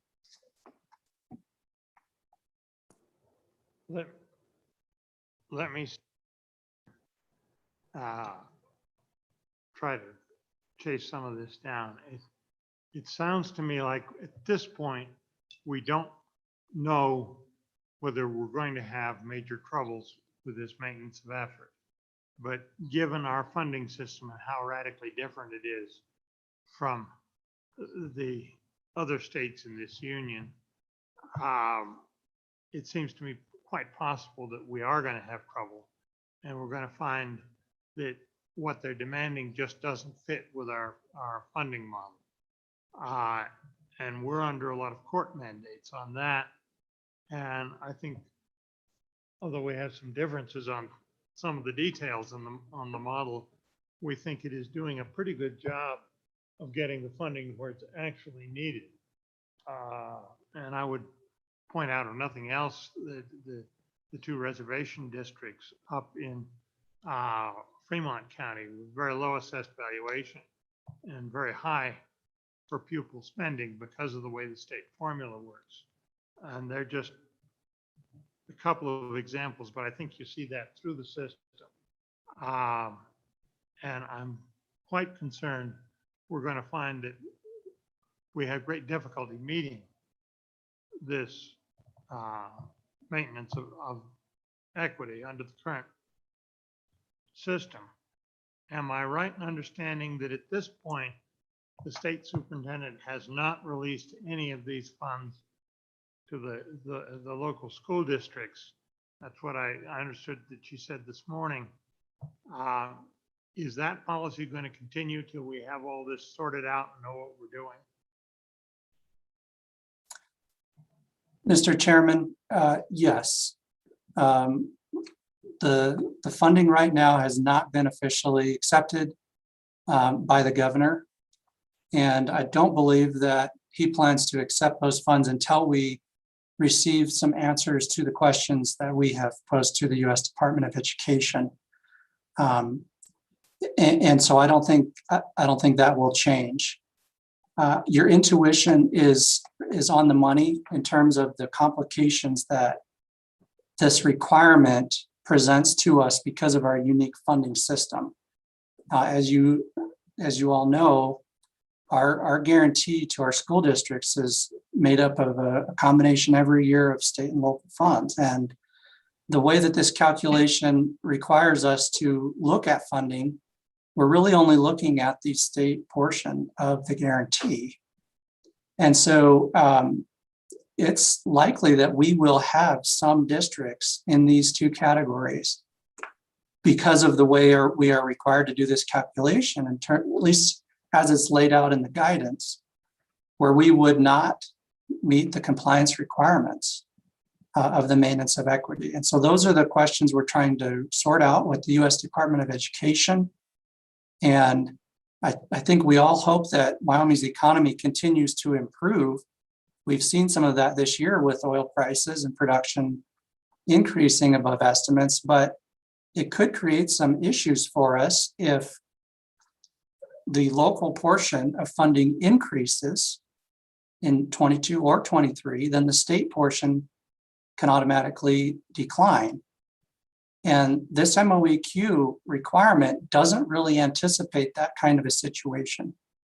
And that's one of the primary questions that we are trying to resolve with the U.S. Department of Education. I'm going to go out on a limb here in committee. If some of the committee doesn't agree, speak up. But my prediction to you is if they don't align and the consequences are severe, and we would have to do major surgery on our funding model that we wouldn't agree with, you may find it impossible to get legislative approval and additional funding to meet those federal requirements. That I can see you saying we're going to have to cut back the small school districts, or we're going to have to spend a bunch of money because we've got a very wealthy district that, in mineral terms, that we don't provide much state aid to, but the feds are going to require it. The legislation you would need simply will not pass. And under those circumstances, we may have to turn the federal money down if we can't come to a reasonable agreement with the Department of Education as to how it's going to work. I hate to say that, but I think that's a very real possibility given the mess they've handled us here and the fact that we still don't know what it is they're going to require.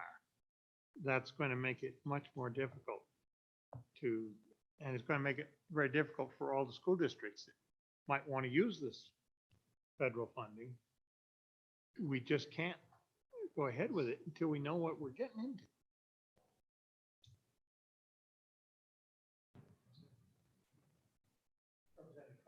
Thank you, Mr. Chairman. You did say you thought the committee would agree, and I'll have to admit that I am far more optimistic than you, and that I do believe that we as a state can work this out with the federal government, and honestly, soon is certainly my hope, and so that the money gets to the districts as soon as possible. The putting together of the list is honestly, my understanding, it has really little to do with getting the money or how much money will go to each district. It's instead about assuring that we meet that the equity and what's the other one? Equity and effort. Thank you. Equity and effort kind of requirements, and that's it. And so that next year we take a look and say, okay, did we meet them in these particular districts? Right now, we're just doing that to kind of take a look to understand if we could be in problems and what the problem would mean in terms of a potential penalty. That's it. There's millions of dollars available for our districts from the feds that I absolutely believe that they're deserving of, and that our WDE can work out with the feds. The fact that we honestly have a model of funding education that they didn't anticipate that is far more equitable than virtually any other place in the nation. So I would just encourage the department to continue what you're doing, to go down that road, go down it quickly. It seems to me that you have the information so that you understand what districts might be, just might be, out of compliance with the effort and equity mandates. And we move forward and we move out that money to our districts as soon as possible. So, Mr. Chairman, I do believe I'm just a bit more optimistic. Well, I will say, I hope you're right that it can be worked out, but I do think if the feds get rigid and would force us to do things that would be, in the Wyoming sense, inequitable. I'm afraid they might. They need to understand we would, under those circumstances, have to just plain turn the funding down if there's major consequences. So I hope that is an understanding of that at the federal level, that this is all very fine. They can call it maintenance of equity, but if it forces us to do things that are distinctly not equitable in a very real sense, we just won't be able to. And I'm hopeful under those circumstances, the feds can find a way to be reasonable. I think they can if they want to. Whether they will or not, I don't know. And I don't think we dare turn any money loose until we do know and know exactly what the consequences are if we miss this.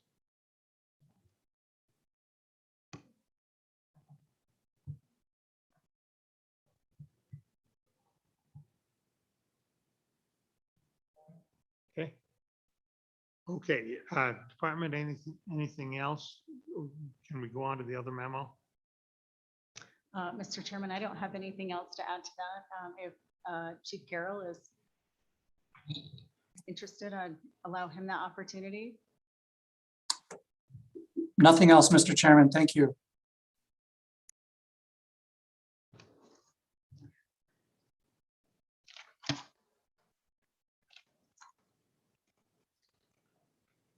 All right, Mr. Chairman and committee, we'll move on to the second memo then, which is about the ESSER award amounts and the intended SEA uses. So instead of really focusing on just a couple of elements about our ESSER, we're going to kind of step back out and look at a much more global view of the three different iterations of funds. So as I've mentioned, all three iterations of federal statute have included ESSER funding for elementary and secondary education. So for Wyoming was granted about $32.5 million in ESSER 1 funds, just over $135 million in ESSER 2 funds, and then the award sits still at almost $304 million for ARP ESSER funds. And this memo provided information on district award amounts and the intended uses of the funds that are reserved at the state level or the SEA reserves. So the district award amounts for each of the different COVID-19 packages are at 90% of the state award for each of the three separate awards. So there's that requirement to subgrant 90% out to the districts.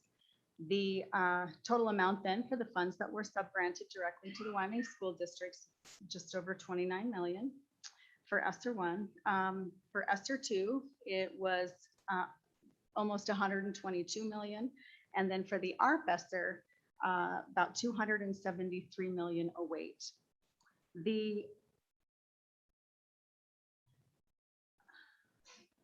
The funds were allocated formulaically to each district based on their Title I Part A allocation. For the ESSER 1 funds, that was calculated based on the 2019 fiscal year. And then for the CARISA and the ARP, the language changed to suggest the current school year. So you will see that there is an attachment that provides information about the three different buckets. So that's page 4 of that memo.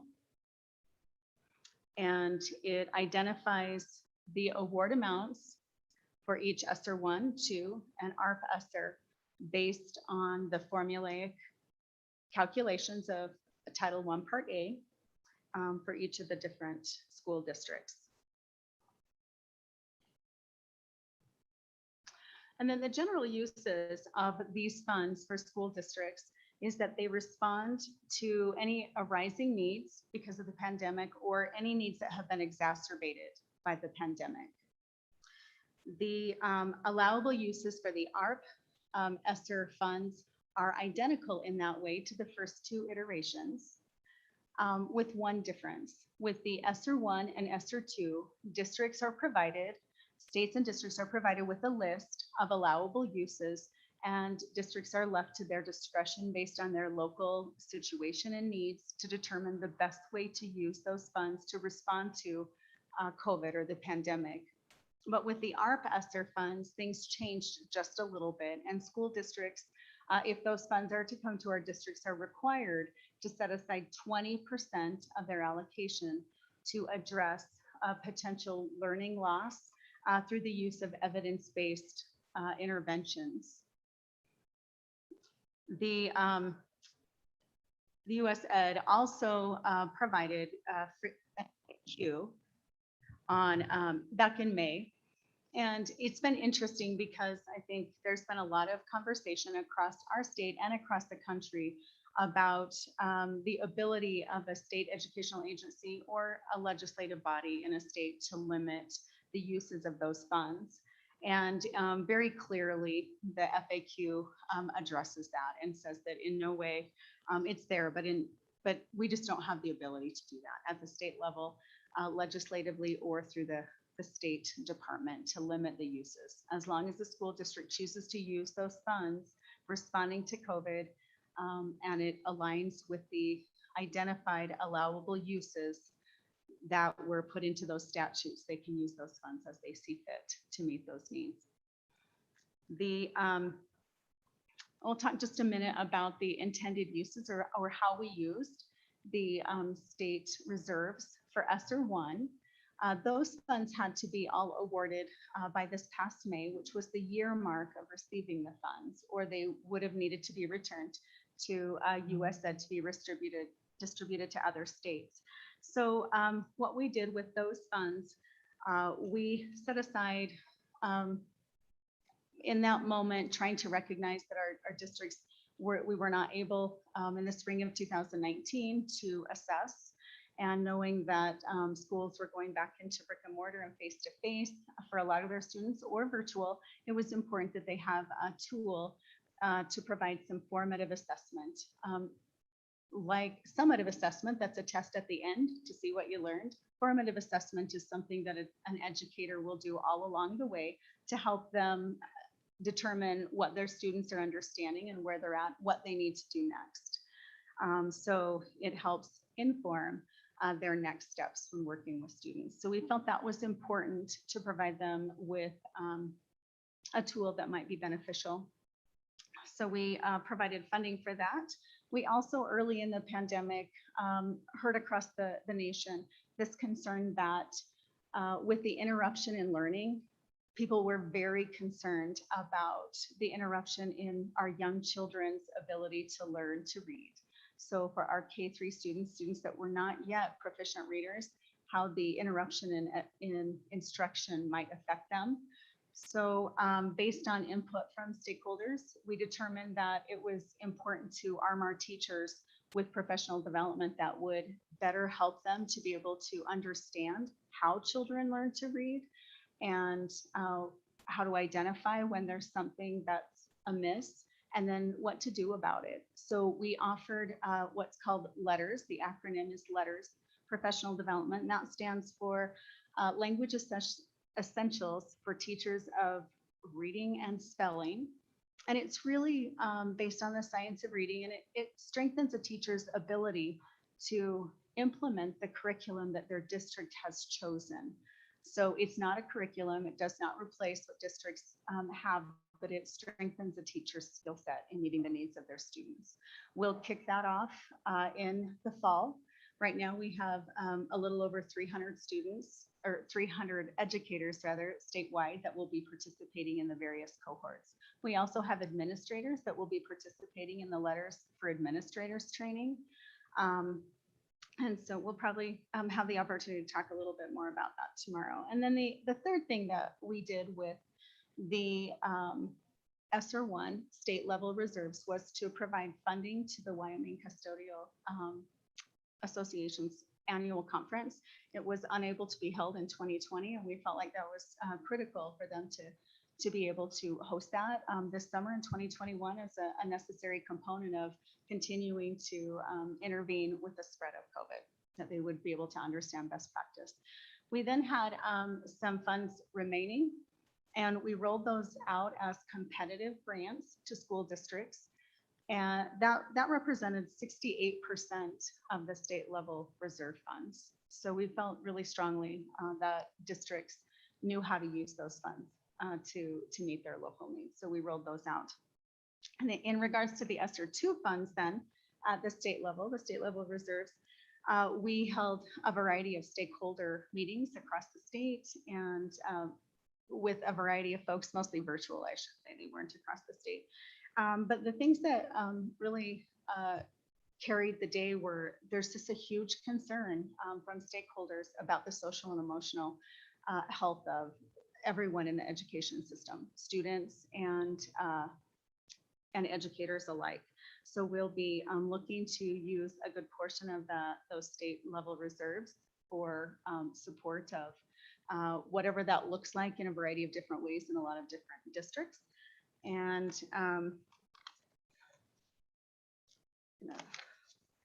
shift over here. We've also Thank you, sir. I'm just curious, what would that support look like? I mean, just for curiosity's sake, I mean, some of those things that would encompass that program or that spending, what would be some of the requirements to meet that? Mr. Chairman and Representative Naiman, some of the things that we would be looking at would be professional development to strengthen teachers' ability to recognize and support a student in the classroom that might be struggling for any number of reasons based on COVID, family unemployment, concerns about where their next meal might come from at home, et cetera, et cetera. It could indeed cover the costs for school districts of purchasing a curriculum that could be implemented K-12 to address those needs. It could be participating in some sort of telehealth so that they could seek out potentially mental health services that were not available in their local community to meet those needs.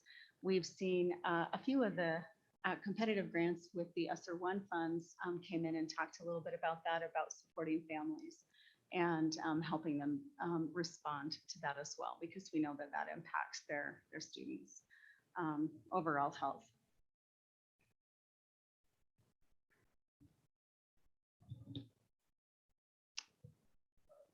Okay, thank you, Mr. Chairman. So a couple of the other things that we've also done is we've we rolled out an RFP and we're under contract with a data analyst and a district data, basically a PD coach, professional development coach, to learn to fine tune some of the practices that our school districts have in using and understanding the data that they have available, especially in light of the interruption to our assessment processes due to COVID. And we've utilized, we plan to utilize some of the funds to continue to support teachers in developing their craft and providing services virtually. So we're looking at quality of delivery of instruction and just really understanding the difference between teaching in a brick and mortar classroom and teaching online and the specific nuances that are innate to those two separate settings. So those are where our plans are now. We will have those funds, we believe, awarded out by December, by the year date. And then we do have the ARP ESSER fund sitting on the table, as we've spoken about.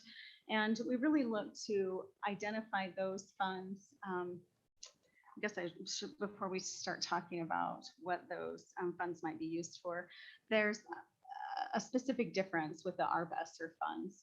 Unlike ESSER 1 and ESSER 2 at the state level reserve, the ARP Act identifies that we must use those in specific ways. So 5% has to be set aside and used for evidence-based interventions to address learning loss, 1% for extended day or after-school programs, and 1% for summer school opportunities or summer enrichment opportunities. The other. Mr. Chairman, thank you. I have a question on this. One is, do we have the ability as the legislature to appropriate this money ourselves if we choose to? It's state level money, so do we have the ability to appropriate?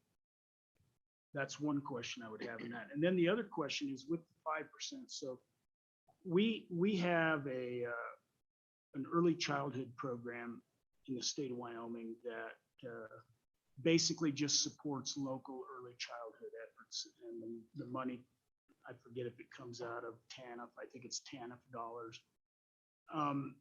But is there a way you has that question been asked? Because it's certainly, could you use some of that to help supplement that early childhood program that just helps local early childhood entities do their business? So that's my question. So the 5%, could you potentially utilize that for that? Because you would in fact be catching kids up through an early childhood program.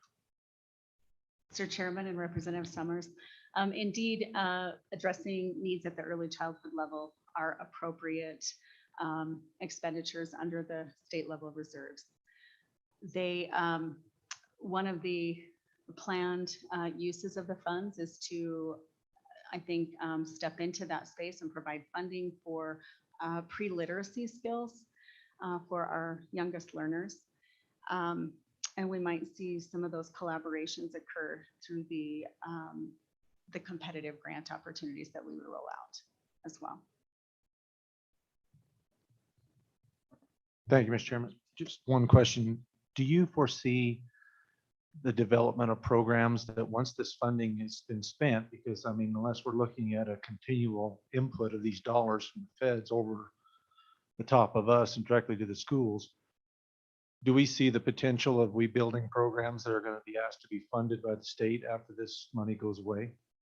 Or are these current programs that are just being funded that can be rolled back if this money should go away, which I assume it will eventually, but is this going to be an expansion of programs that we're going to have to be accountable for later on or be asked to fund?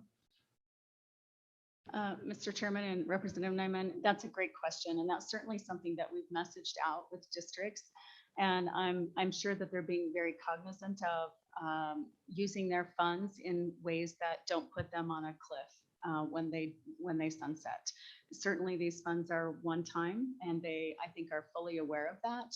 So we're not hearing new programs necessarily being stood up. We're hearing the kind of maybe a shift in focus of some existing programs. We are seeing that some districts have used their funds for additional pay, I think, for food service and janitorial early on to kind of offset those extra hours that those folks are working. But as far as like saying we're starting an entirely new program, they would have to have some pretty, I mean, they could do that if they chose to, but then I think there would be consequences for them. It's difficult to release folks because there's no funding, and it's difficult for the individuals. So I think that in my communication with different district representatives, I'm hearing them talk about that, about being very cautious about how they utilize those funds, recognizing that they do sunset.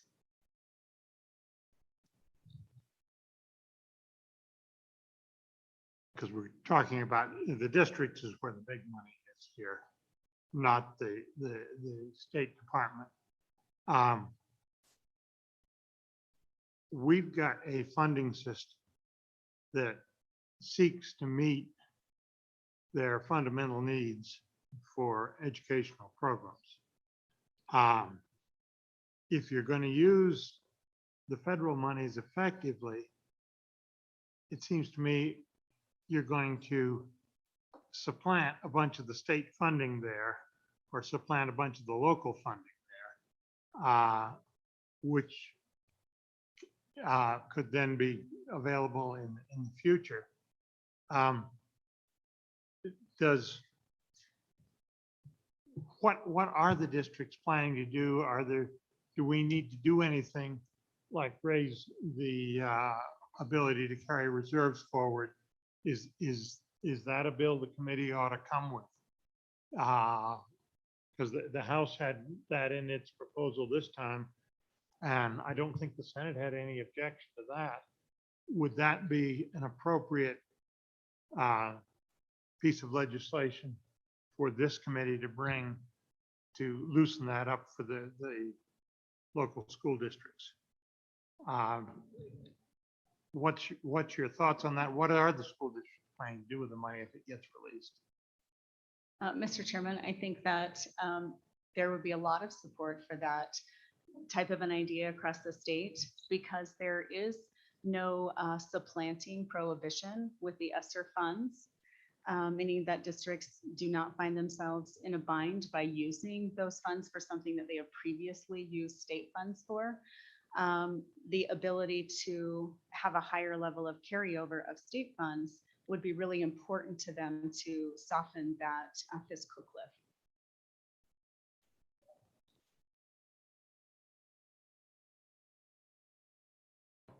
To look at authorizing things for next time, and I wonder if a standalone bill on that subject might be one that we could all come together on and give the local districts some real flexibility there.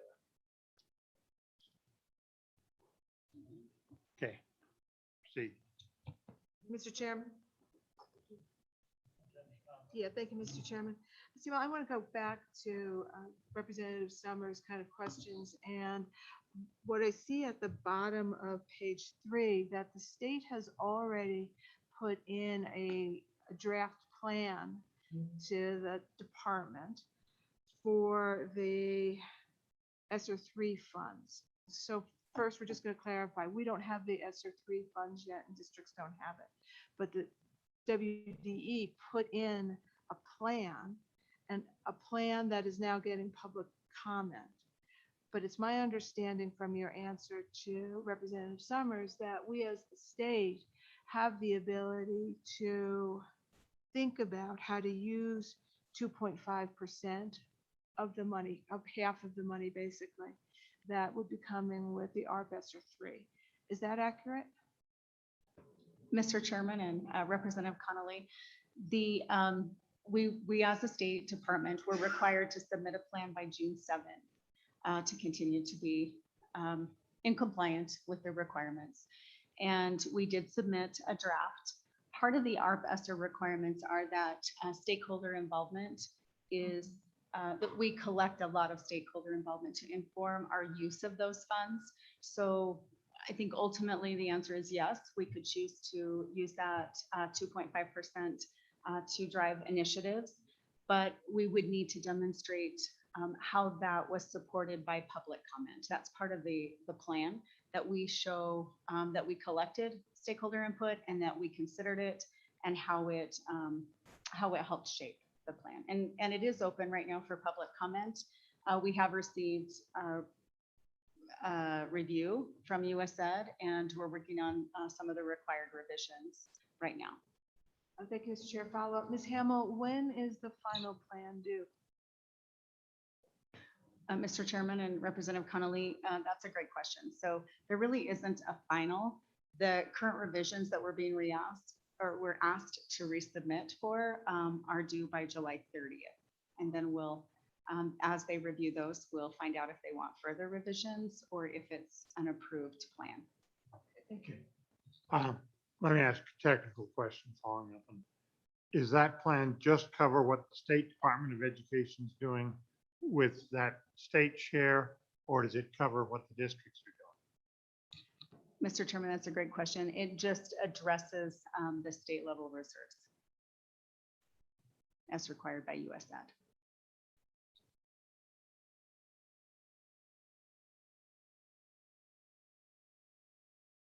Following up then, if the legislature should adopt Representative Summers' theories and use say we're going to use some of that for early childhood education. Will you have committed us otherwise? And we'd have to take that out of your hide. How does it work? Does that then block the legislature from acting? Mr. Chairman, I'm not sure that I have a clear answer for that. It's an interesting concept, one that I really don't know that I'm prepared to respond to. I'd have to do a little bit of research to understand the implications or the ability to do that or not. Yeah, I guess I have to, I think, leave it there.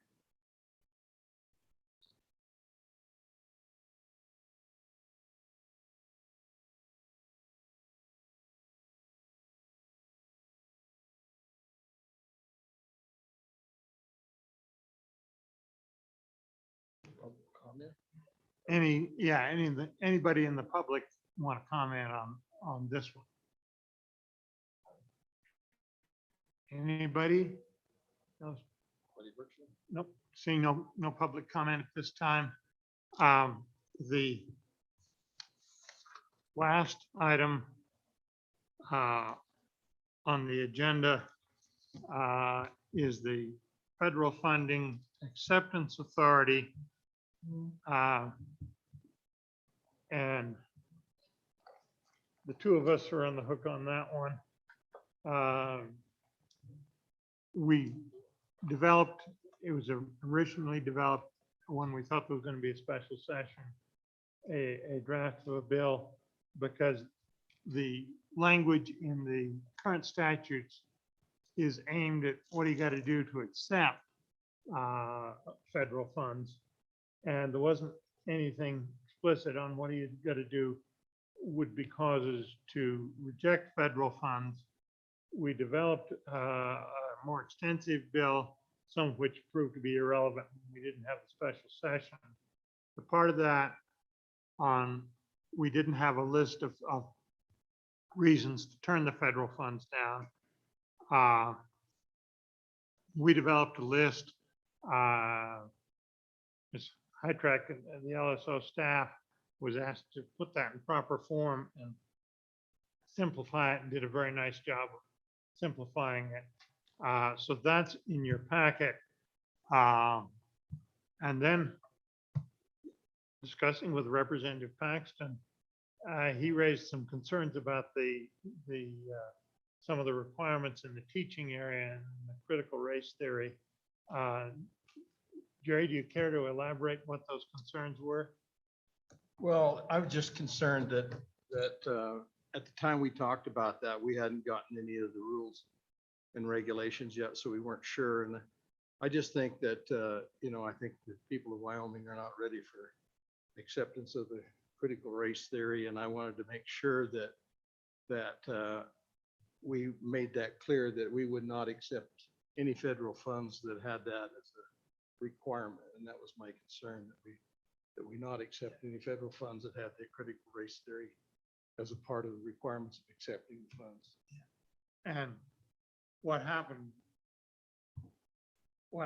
next was I listened to that and I said, gee, that makes a lot of sense. I hadn't realized, didn't have anything to do with getting Haycroft in.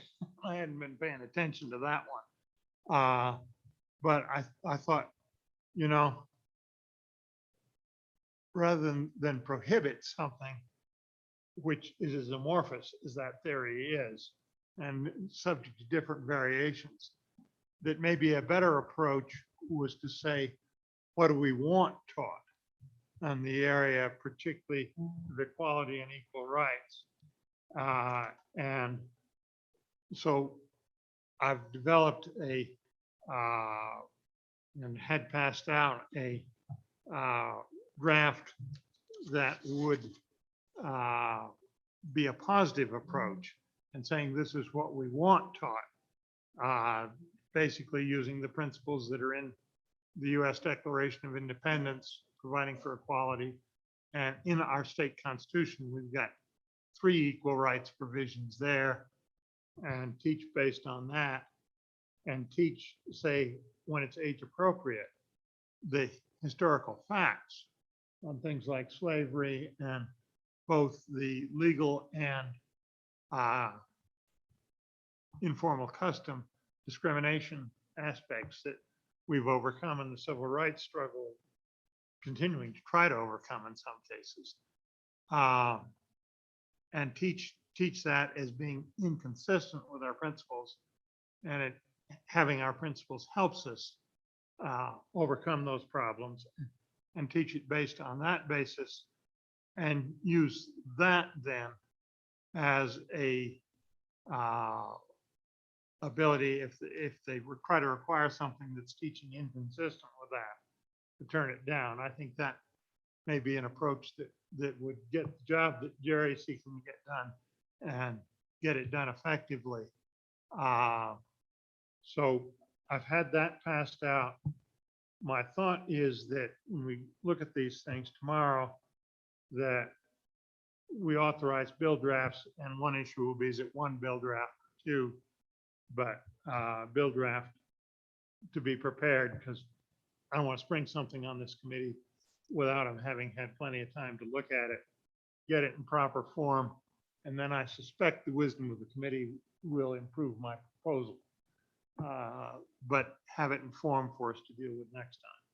Jerry, your thoughts? My concern on that is that I think we have to stay in our own lane, and we may be getting out of our lane on some of this. When we look at earlier, we heard about the responsibilities of the State Department of Education, State Board of Education. And, you know, traditionally, we're a local control state. We've left it up to the local to go down into the weeds and the detail on this. And this may be too far into the weeds to fit I think we might be stepping out of our lane if we go too far into that.